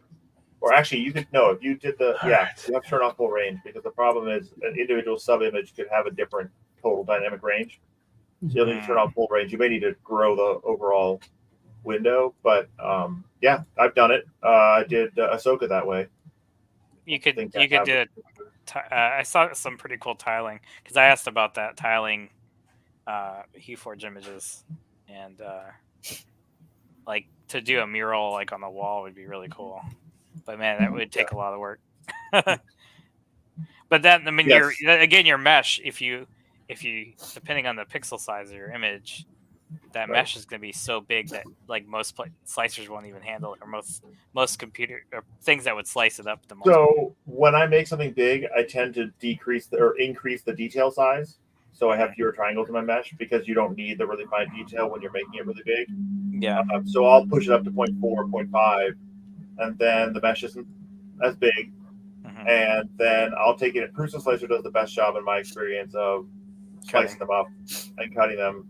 And then I just save each STL off as I cut them off. Man, if Prusa Slicer had automatic plating, that would be nice. Yeah, that is something that I really wish they would steal like what from Orca Slicer has. Bamboo. Yeah, Orca. Orca and Bamboo, right? That Bamboo would be does great. like That would be. well. I'd love to see how they implement it with that, but it'd be really, because is it an STL or sorry, a G code for each plate, or is it just No, you slice it separately. Each plate slices separately.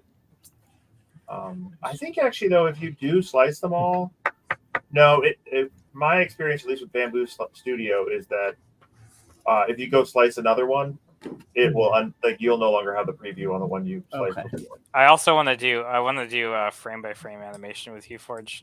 That'd be cool. I know that would take forever. Plates in Prusa Slicer, but not in the current branch. It was developed a long time ago. That's how Bamboo Slicer got it. Yeah. So it's actually it was developed by Prusa. They just haven't implemented it because they didn't finish it because they moved on to other stuff. I'm sure they're working on it now. Well, it's fun when everyone takes your work and puts their name on it. Right.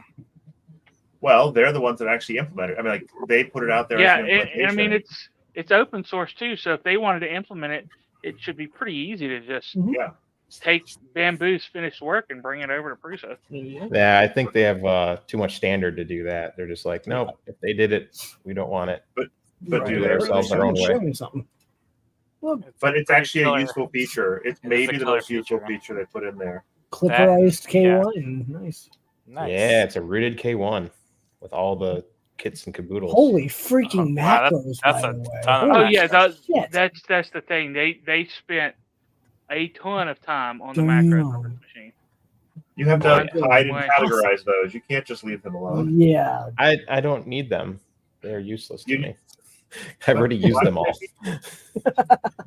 Oh wait, I actually have to rerun. They're mostly then camera go into your features. macros and hide them.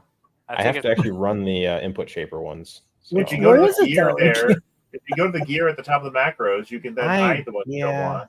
Yeah, I can do all that if I want to, and blah blah blah. He doesn't want to. No. Okay. Fluid has some cool customization stuff, but like, I don't know. I like mainsail. I also just do that. Very similar. Yeah, there we go. Do that, but I use some of that. Or just memorize all the macro names and type them in the console. Right. Look how level that is. That's not great. Yeah, so I spent like an hour taking the bottom off of mine and getting it dialed in just right. With camp, it still prints perfectly fine. Like I get a full bed with no issues, so I don't even mess with it anymore. How does it do probing? Is it like it's touch. What? It's also has a string gauge. Oh, okay. So it is load cell. Yeah, because Creality did it first. Oh, Creality did it better than Bamboo on that one, I think. the they put the load cell in the bed, but Creality had the first printer with the load cell in the bed. You have deflection of the bed, which can skew the results.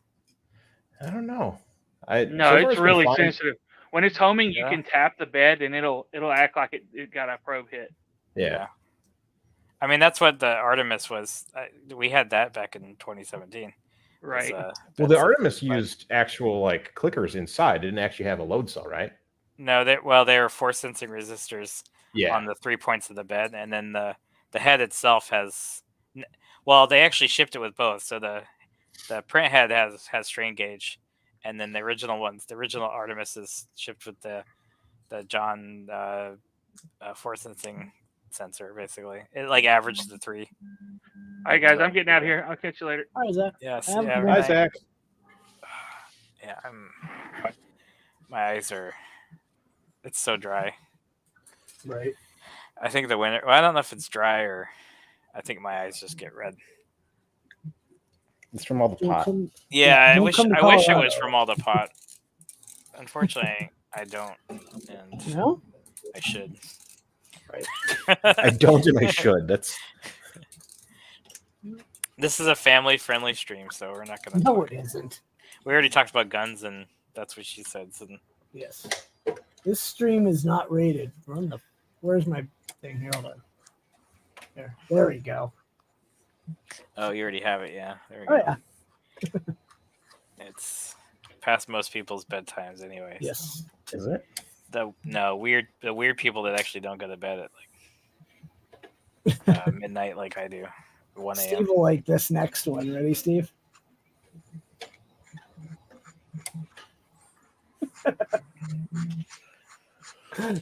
I bet your kids probably don't even care about this kind of stuff too. No, It's my just kids funny. listen to all rap and swearing, and they swim with other teenagers, and Yeah. it's not. It's looking with the camera modules, $20. That's cheap. Which part? The K one, the included Yeah, one? this camera that you can get if you get the Max, it comes with it Oh, for is free. it optional or? Yeah, it's an optional $20 add-on, Nice. which is That- What I do like about Creality is that they have made they figured out that having like plug and play add-ins like the CR Touch, which is a knockoff, Mhm. and the camera, like they kind of learned that pricing model works where you get the Mhm. cheapest printer possible and then make plug and play options. Instead of just selling they still sell like 50,000 models of the same Ender 3. they do. No, they're all the same with slight feature changes. I don't know. That to me, like I would want to, if I was running a business, I would want to have the least amount of SKUs possible. That is correct, but that's Whoa, not how Steve China Rich. does math. I guess so, because they can. You're right. No, but you imagine like what the ERP systems are like. How they track inventory on some of these Chinese companies, because like American companies have a hard time doing that, and like we don't even make that much stuff. Like I just can't imagine how they do it, how they do logistics and inventory Right. tracking, and a lot of it's probably just like they probably still use papers and job orders and stuff like. Mhm. I Or don't they know. don't care. Or either Yeah, that, yeah, that's- or they just overbuild everything, and so they just have so much inventory that they don't have to worry about inventory management. Right. That's funny. Oh, But that like would be very China Justin, then. you know how like we went from just-in-time manufacturing, and then the supply chain like crippled itself because of shipping and COVID and all that stuff, and then Mhm. everybody's like, "Oh, just-in-time was a bad idea," and then everybody's like trying to build inventory, and I just like it's so funny that happened. Steve left us. Yeah, I don't know what happened. He'll be Rip. back. Not Steve. Steve, the man, the myth, the Hugh Forge legend. Hey, it's extruding. Hey, look at that. It's Creality, though. Has it not lit on fire? The wiring's good on this one. Really? They're not doing They've the old. learned many mistakes. Do they ground the Solder chassis? Do they fracture? ground the bed? There is grounding. Wow. I don't know if the bed is grounded. I haven't checked, but Did they solder their terminal No. wires? they just Yeah, if they're crimped, that's good. Or Yeah. if they're really fancy, they would put ferrules on everything. But yeah. I wish they would. Creality wants to go to Rocky Mountain, but they're dragging their feet on a sponsorship, and they haven't They're even gonna lose out. I only have 2 sponsorships left. Well, they better you better contact them. I've I guess we'll interfaced slice with a fast benchy. Sam Prentice. I've interfaced with Sam Prentice. He told him, and Yeah. I have 2 companies that I'm waiting on an email. But I'm literally, I can't believe how full Sam this should is. just sponsor himself and. He can't. He's not going to come unless we can get someone to pay for it. Oh yeah, that's right. Which doesn't. I mean, that's fine. But yeah, it'll be huge. It'll be Where is my benchy at? 36,000 square feet of just wild amounts of shit. And we've got some Where do very I hide large printers coming. Download We've another got one. A It is- 3D printed Lamborghini. Steve's what?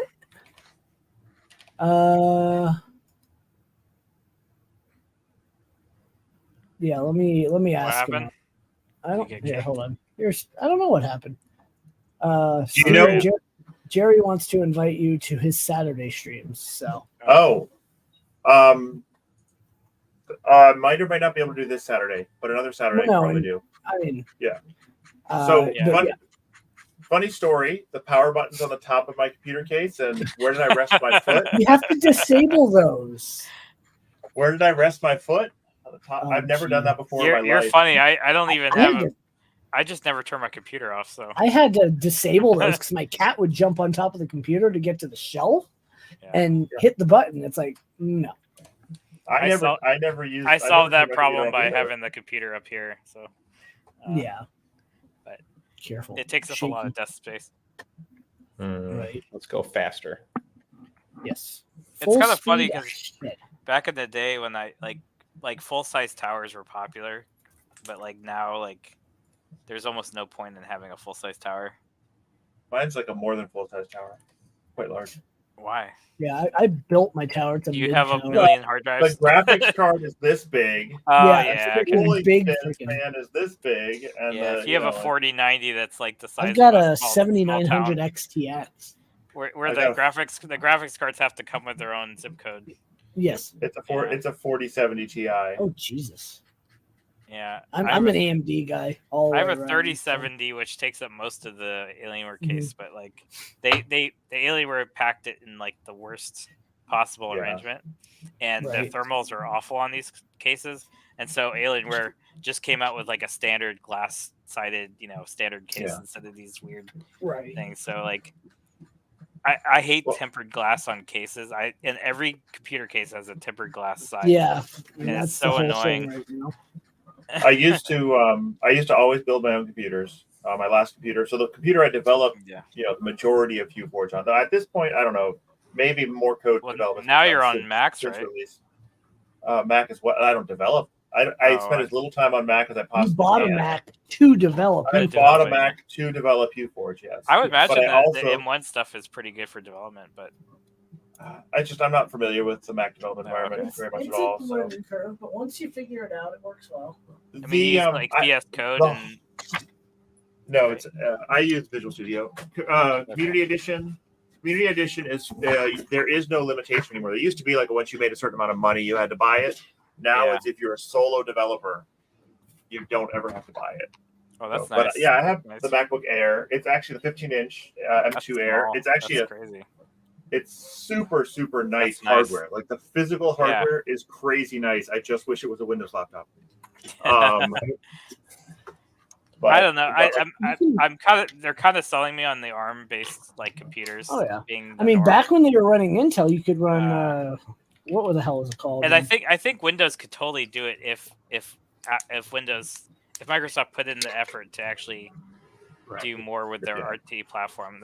Because they have an ARM Windows. It's Yep. like there's a lot of incompatibility. So if they were putting as much into it as Apple, they Yep. could definitely dominate the ARM market. Like it's just it's weird because they tried Windows Phone, remember, and then they had those, the tablets that had the ARM Mhm. processors. They had the special edition, Zoo. and then they So have I suppose- they have a development kit too. They have a ARM development kit computer, Mhm. but it's nowhere near as good as the Apple stuff. So So I did all the initial development on like a 7 to 8 year old mini ITX build. It was an Nice. AMD are 370 or 390, something like that. Mhm. Really old. But actually, that was good because that meant that most of my audience could run it no problem. But though it turned out that there's a fair amount of my audience that wanted to run it on their old laptops with Intel integrated graphics, so I had to back off even more.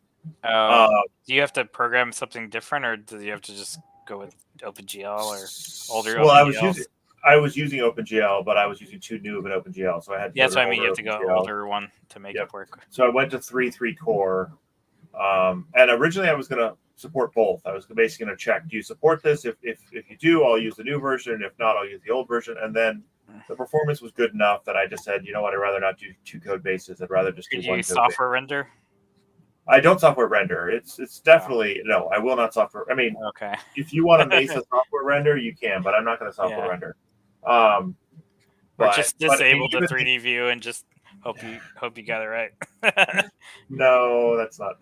But even the old Intels run okay. I mean, they don't run great, but they run okay. They run. No one has complained to me. Like I have yet to have someone come. Though it works, but it's super slow. Like no one said that. I think that they know. Like they know what they're running on. How are you emulating the transmission distance with the textures?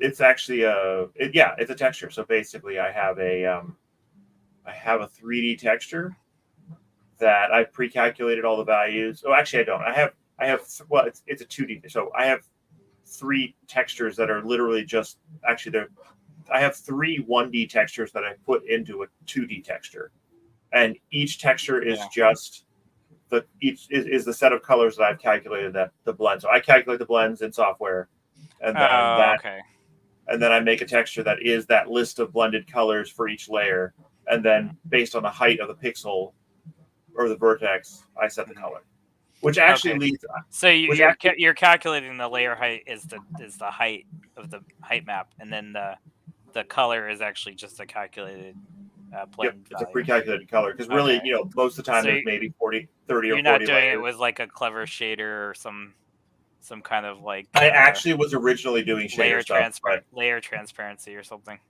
No, that wouldn't work. Okay. That wouldn't work. Well, that would have been nightmarishly difficult. This was much easier. It sounds like I will say so. I did the original blending code though in the shaders. Like I originally was doing the blending in the shaders. And actually that was fantastic for my initial development because I could just reload shaders without having to recompile.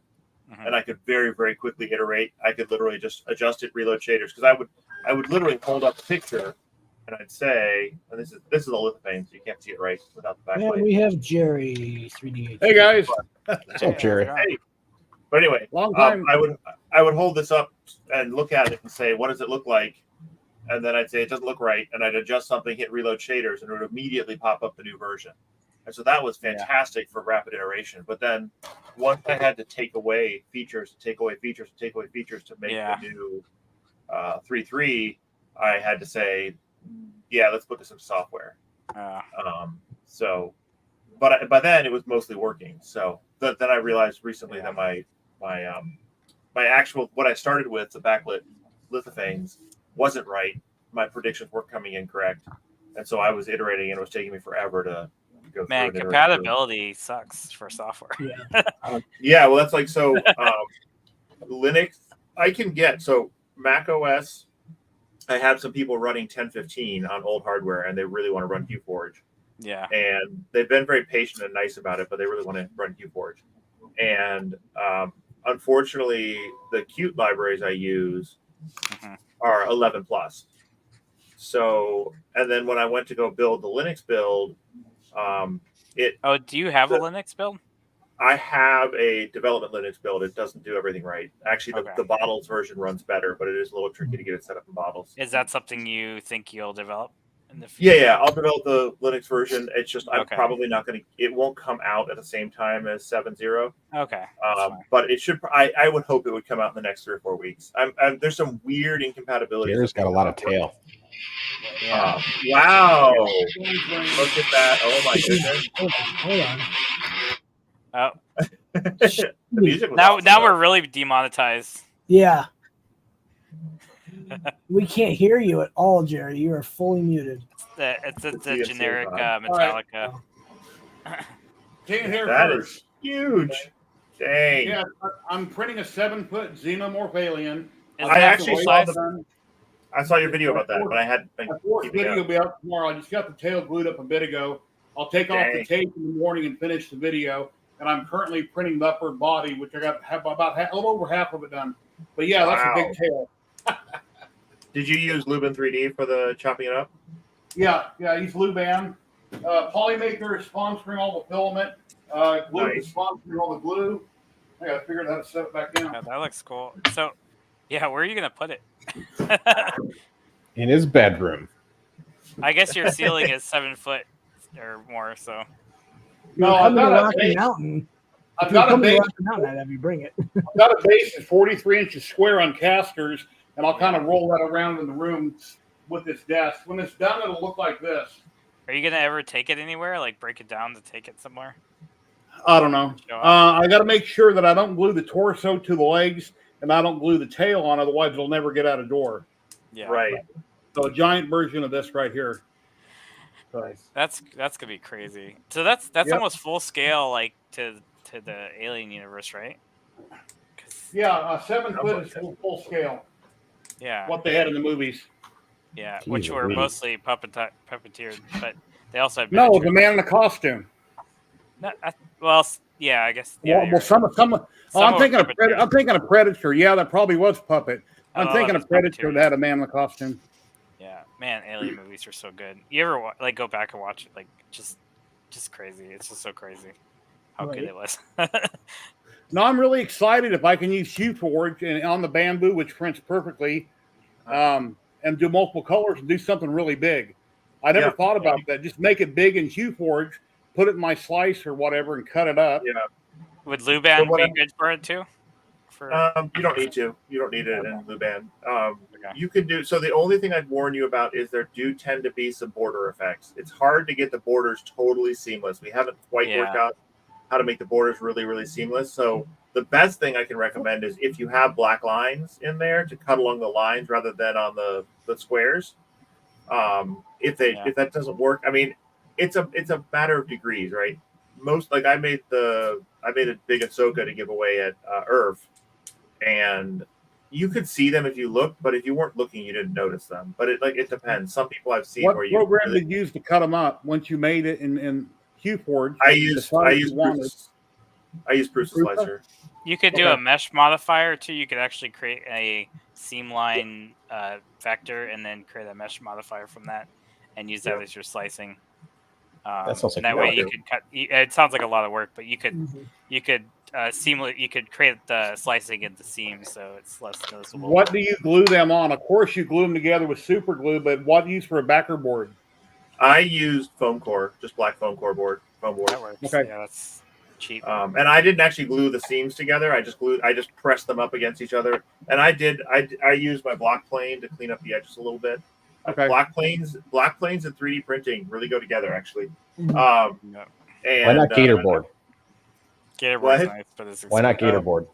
Why not? I mean, whatever. I just used foam core because it was really, really easy to get and grab. I think the only issue with foam core is it's not acid free. So, I mean, if you're looking for like a permanent thing, the foam core will break down over time. Oh, okay. Versus Gator board, which is made for a lifetime. That's what they use for photography when we're mounting. Okay. You could mount a foam core, but it's not a lifetime process, like a 10-year guarantee. If you use Gator board, that's typically like a lifetime. Yeah, graphic. Your most voice graphic don't stuff's sound on like Chris wore cocky. Your voice don't sound right. It's him. I can tell. Oh, it's a me. I'm eating a taco with my I mask. was gonna say, on. how do you talk? Yeah, about that's a that weird kid picture. That's my Discord logo. Some people have done. I know some people who had some images they really liked. It didn't come out as well as they would like on the edge. So the biggest issue is make sure that you don't have full range on, because if you don't have a full black and a full white in every image, then it's very possible that your mesh gets built with a different scale.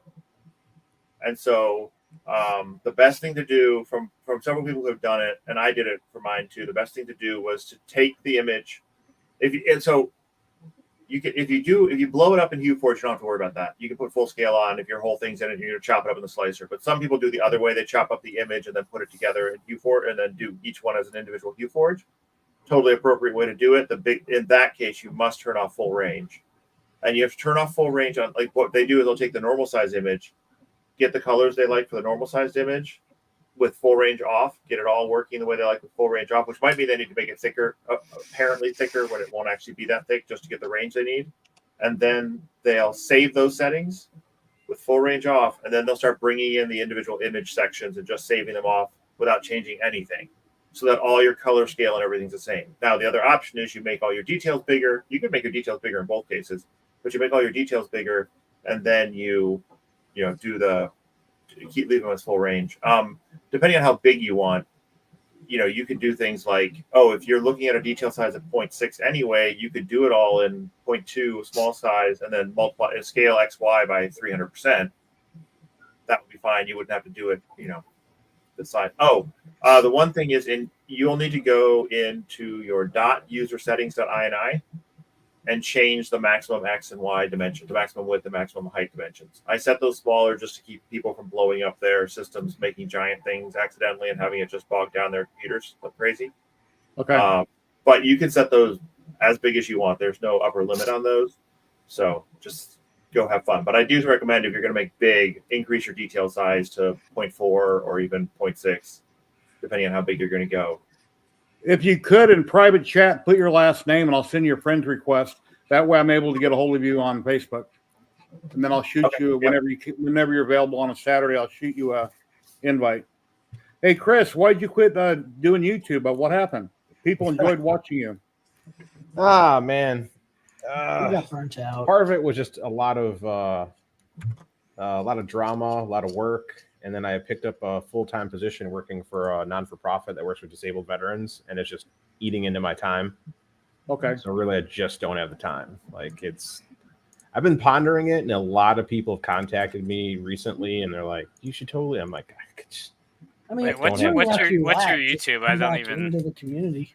I think it was is it still Kodiak. No, it was something. Let me find it. It was. He's always building Prusa's in his basement. Well, not a basement, but it was a the concrete room. That was one of them.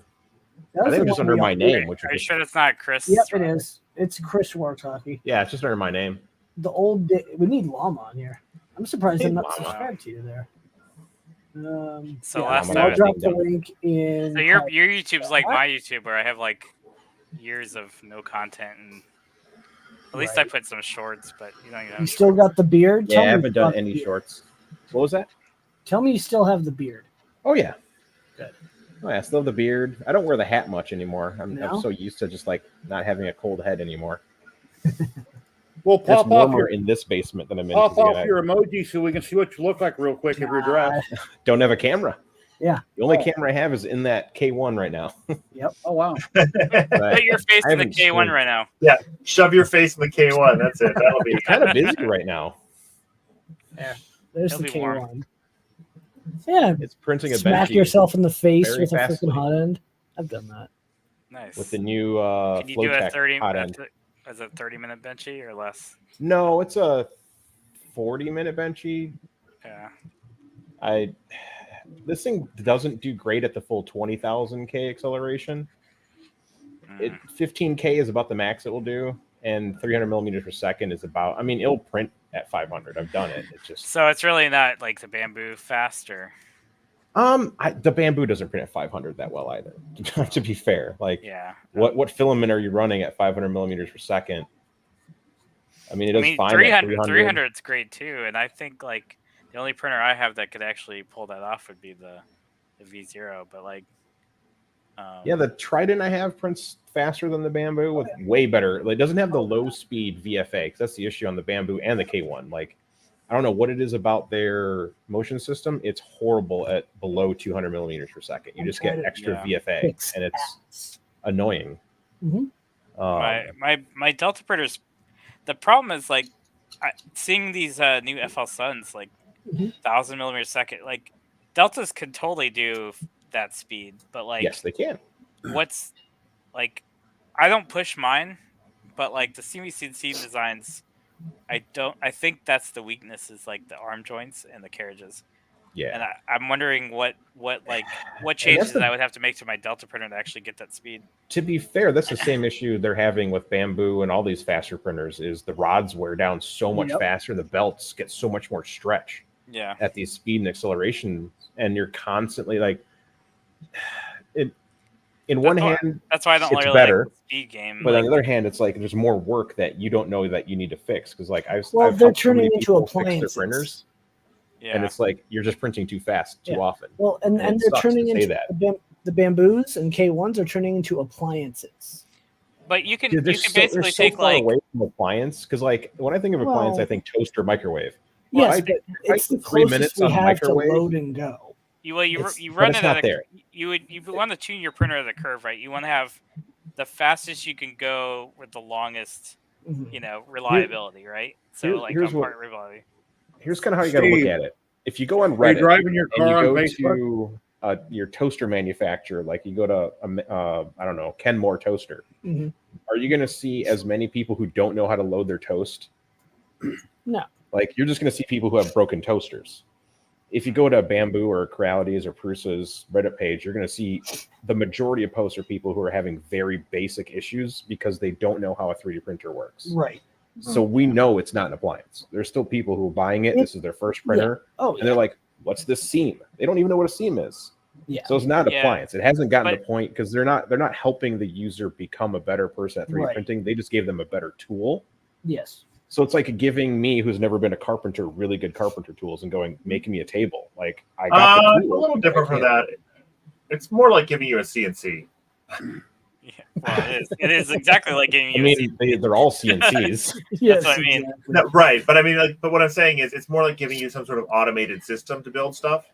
That's and then the you're 3D like, printer. why? I mean, right. What I'm saying is, like, really good carpentry tools don't help you at all if you don't know how to do carpentry. A really good 3D printer, and neither does a 3D printer. No, it does. It sure does, unless it goes wrong or But it doesn't do something you want. The biggest thing is the appliances have decades of integration. So in UI, so like, you're not having to wring out clothes with a hand wringer, but because washers will automatically sense the laundry and stuff. But 3D printers don't sense a lot of stuff now. Let me counteract that with the 2D printer market and how pissed off people are at their 2D printers all the time. Yep, that's mostly cost and jams. And they are commodity appliances. Well, 3D printers are almost to that point now too. Well, because nobody knows how no one knows how a printer works. I mean, like, very few people know how 2D printers work, and they don't know how 3D printers work. But they don't necessarily need to know how 3D printers work as long as they work. So I would think we've jumped much user base to appliance. 3 years ago or 4 years ago knew a lot more about how a 3D printer works than the community today. Oh, absolutely, but that's the point. Because they had to build their 3D printer, at least in some part, or have to actually research, like, why is my Ender doing this? Now it's like, there's a cat. Yeah, that is my point. That's what's changed. They are so much closer to appliances that people who have no clue what they're doing are buying them and loving them and telling their friends to buy them, and then along the way, you get the people who have literally nowhere near an appliance. Stupid questions.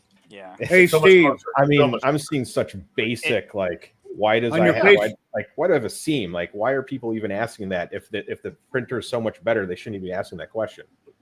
It's not that much better. It's just, again, it's still the better tool, but it's not actually helping anyone become better at 3D printing.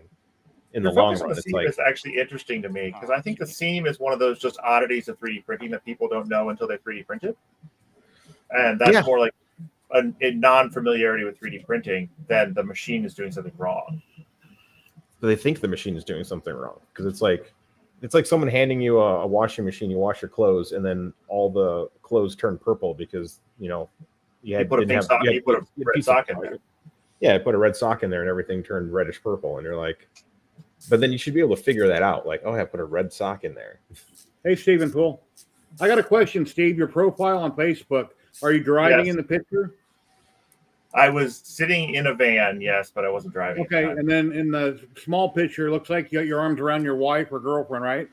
My wife, yeah. Okay, I want to make sure I got the right profile. Yeah, I can't Yeah. send you a friend request. There's no option, but I wrote your name down. That way I can message you when I weekly or whatever. You might have it privatized, Steve. Oh, maybe. But if you go to the HughForge users group, you should be able to talk to me and message me. Okay. You should be able to send me a private message. There's also Discord. Sliding into his DMs. Yeah. Yeah, we don't want to dox Steve. Yeah. Oh boy. I am doxxed. My name is are? out there. My name is out there because the next layer requires you to give him your full name to be on his podcast. God. What? I've got a 60-watt fiber laser coming from China. It's been sitting in Kentucky since the 24th, and I'm about to pull my hair out because it hasn't came to Vegas yet. And I don't know why it's still sitting in customs. Are you talking about the Galva, like those? Yeah, Galva metal etching one. Yeah. Yeah. I mean, I have one that's been sitting in my workshop over there since September that I have like fired once, and I just haven't had time to go play with. It's a 50, not a 60, but yeah. I've been in the diodes, obviously 3D printing and resin and a little CNC and a little bit of everything, but I've been wanting to get into fiber lasers for years, and I've only got a company that I'm working with now, and like they're going to send me a 60-watt, which saves me a buttload of money, so I can't wait. I want to engrave coins and make some cool stuff. You can also etch PCB, the copper off of PCBs. Oh, nice. Apparently. All right, I gotta run. My kids are blowing up the house upstairs, and my wife's sick, so I'm gonna head out of here. Go to the Good talking to bathroom. everybody. Thank you very much for telling me about making big pictures. No, I like nerd sniping Steve when he gets on and asking him a million software questions. Thanks for hopping in again, Steve. Much appreciated. All right. See Talk to you. Bye. Love you. It really does make me want to learn software development more, because I realize that that's like a big gap. Like the stuff that he developed and just all 3D printing, and even like these Clipper interface and stuff, like the software is the missing link on a lot of stuff for 3D printing. Like I think we figured out hardware, and now it's just people figuring out software integration. And well, Justin said he got into 3D printing. He enjoys tinkering. I got into 3D printing because I wanted to make cool models. If I have to tinker along the way, okay, but I don't want to initially have to start working on something. I just want it to work. So after all these years, I finally got a Bamboo, and I'm 99% happy. Never build a Voron. You will hate it. Well, I built the Hypercube, so I understand Voron. Oh. I'm Matter of fact, I talked to you a few years ago when I was going to build the Hypercube, and you were telling me about a Voron, but they were just starting to come out. Yep. I didn't know much about them. I built this in 2021, but pre-hit. Yeah. Way too much money. Now I'm building a 350 Trident, white frame, all black parts. I like things that just work. I got too many hobbies. Don't have enough time. Yes, I'm retired, but the days fly by. Just work, and then this is my hobby printer. I just feel that like if more people learned the software side, the back end development side of, but not everyone has 3D printing. I understand that, and I'm definitely not there either. But like the more I understand about the back end, and the more you realize that 3D printing is just data manipulation, like everything is data. It's all like STLs are just triangles, points in 3D space. But I can print the step files now. Yeah, that's awesome. But like, imagine if you could have a program something that like does a thing automatically for you, like I don't know, like I'm doing a thing, Mom. Yeah, but like even just like to me, like even learning how to write macros in Clipper is mind blowing. Like I don't really understand it either. So like, I used to write all that stuff in Prusa Slicer, using all because they have all the conditionals, argument conditions and everything. I was like, man, this is fun. I just never played with it. But like, I think the more people learn about that kind of stuff, like Vicky, who made like a custom infill, you can make custom infills in Prusa Slicer. That's what Gyroid was. Matt, I forget his last name. He just started working on making Gyroid and infill and wrote it. Matt's the Prusa Matt? No, Matt. He lives in Australia. He's a moderator on our Prusa Facebook group, and he just was like, Gyroid should be the thing, and he coded it. And Prusa was like, this is amazing. Also think of like different kinematics, like all these kinematics that have been written for all these IKs that have been written for different printer types, like the deltas, right? Like having Delta calibration that's reliable, like, was a huge difference. Yeah. Makes a huge difference on a lot of stuff.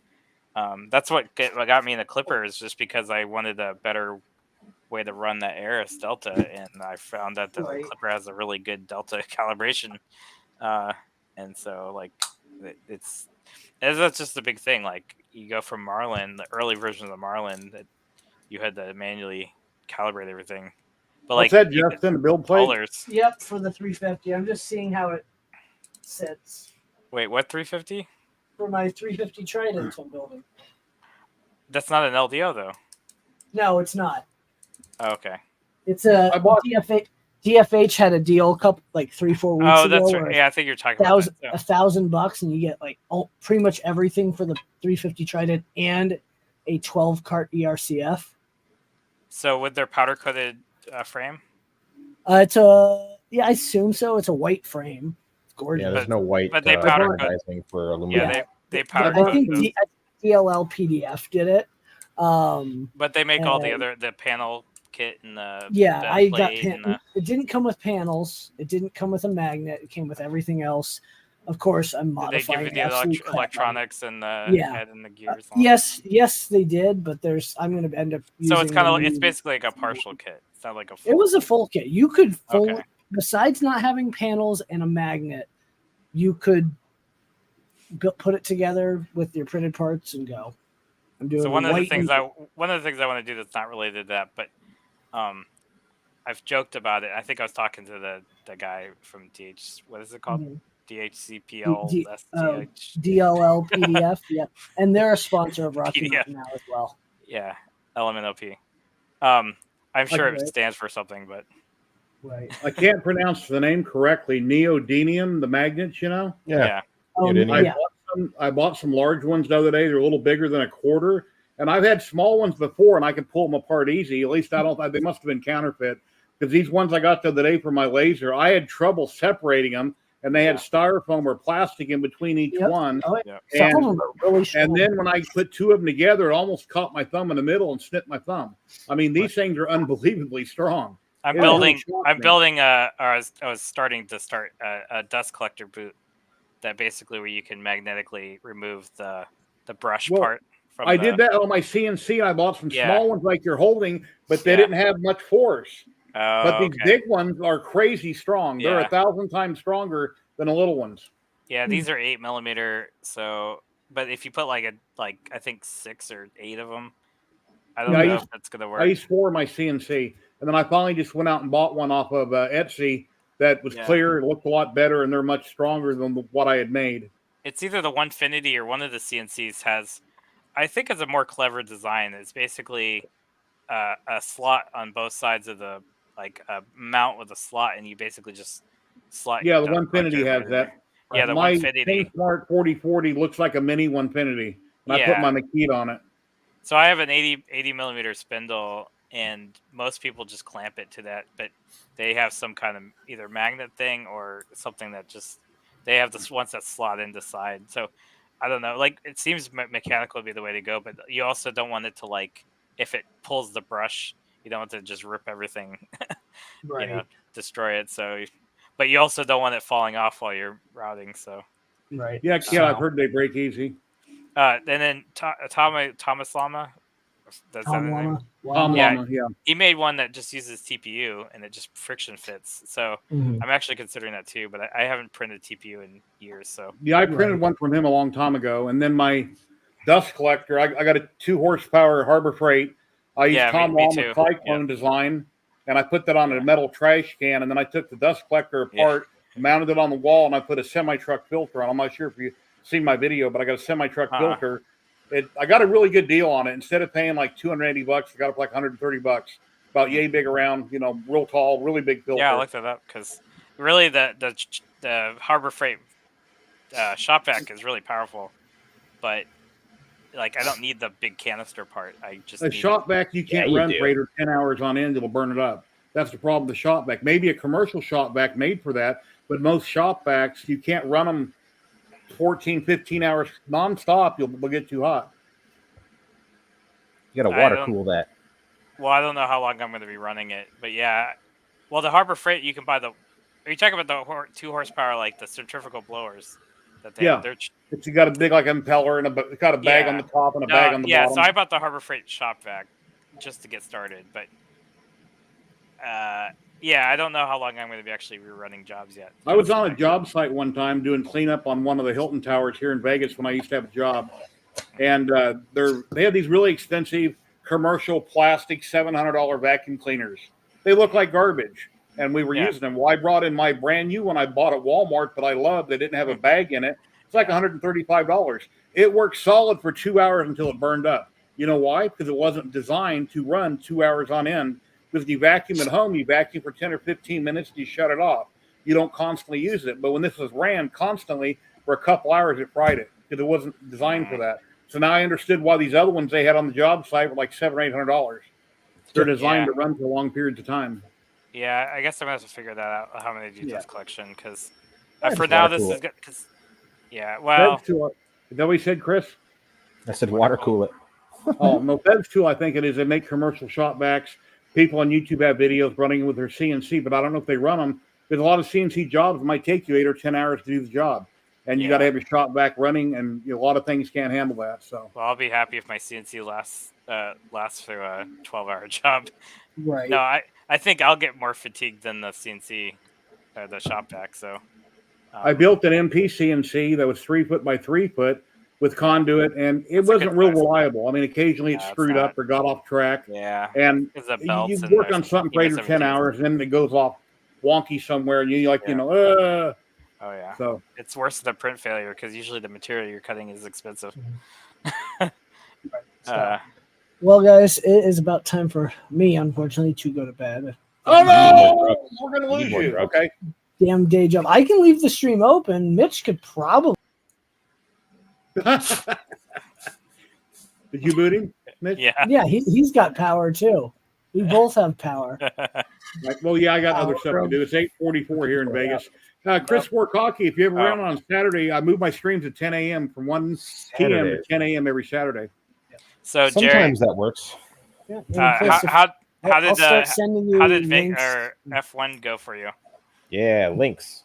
I watched F1 on Zelda. TV. I know my son worked at one of the hotels down there. So he had to drive to work, park at the convention center, which took him a long time to get there. Yeah. And then he had to take a tram, and it was another half hour on foot to get to it where sounded he like worked it at. sucked for all the natives. Yeah. Chris, Yeah, I'll continue to send you weekly links if you're interested in continuing. Yeah, send me links. Yeah, that'd be cool. Sweet. I'll pop in from time to time. Yeah. I don't Maybe remember. Did I meet you at a Facebook? And I go, wow, I haven't seen you in a long You met time. me at Murph in 2017 or 18. Now you just 2017 have was to the come first to time Rocky I went. Mountain. Yeah. We got to get you here to Colorado, dude. Colorado. Yeah, Chris is about 5 foot tall. He's got a big long beard. So I look like a garden gnome. I'm 5 foot is a tall, and gardener. I'm working on my beard, so maybe we could be twins. Yes. You can measure. I'll have to get a the really difference big in backpack Mitchie. and then put you in my backpack and then you wear the printer on your backpack. I'll bring another backpack printer. sounds like a I'm gonna have more back-breaking- than one now, so. Oh heck Yes. yeah! He's So the new backpack one, master. the new one's gonna be a SliceWorks KP3. thing. So it's a KP3S, not the Pro. everybody in chat have an awesome night, awesome day. Yeah. Thanks everyone for watching. And, Yeah, chat.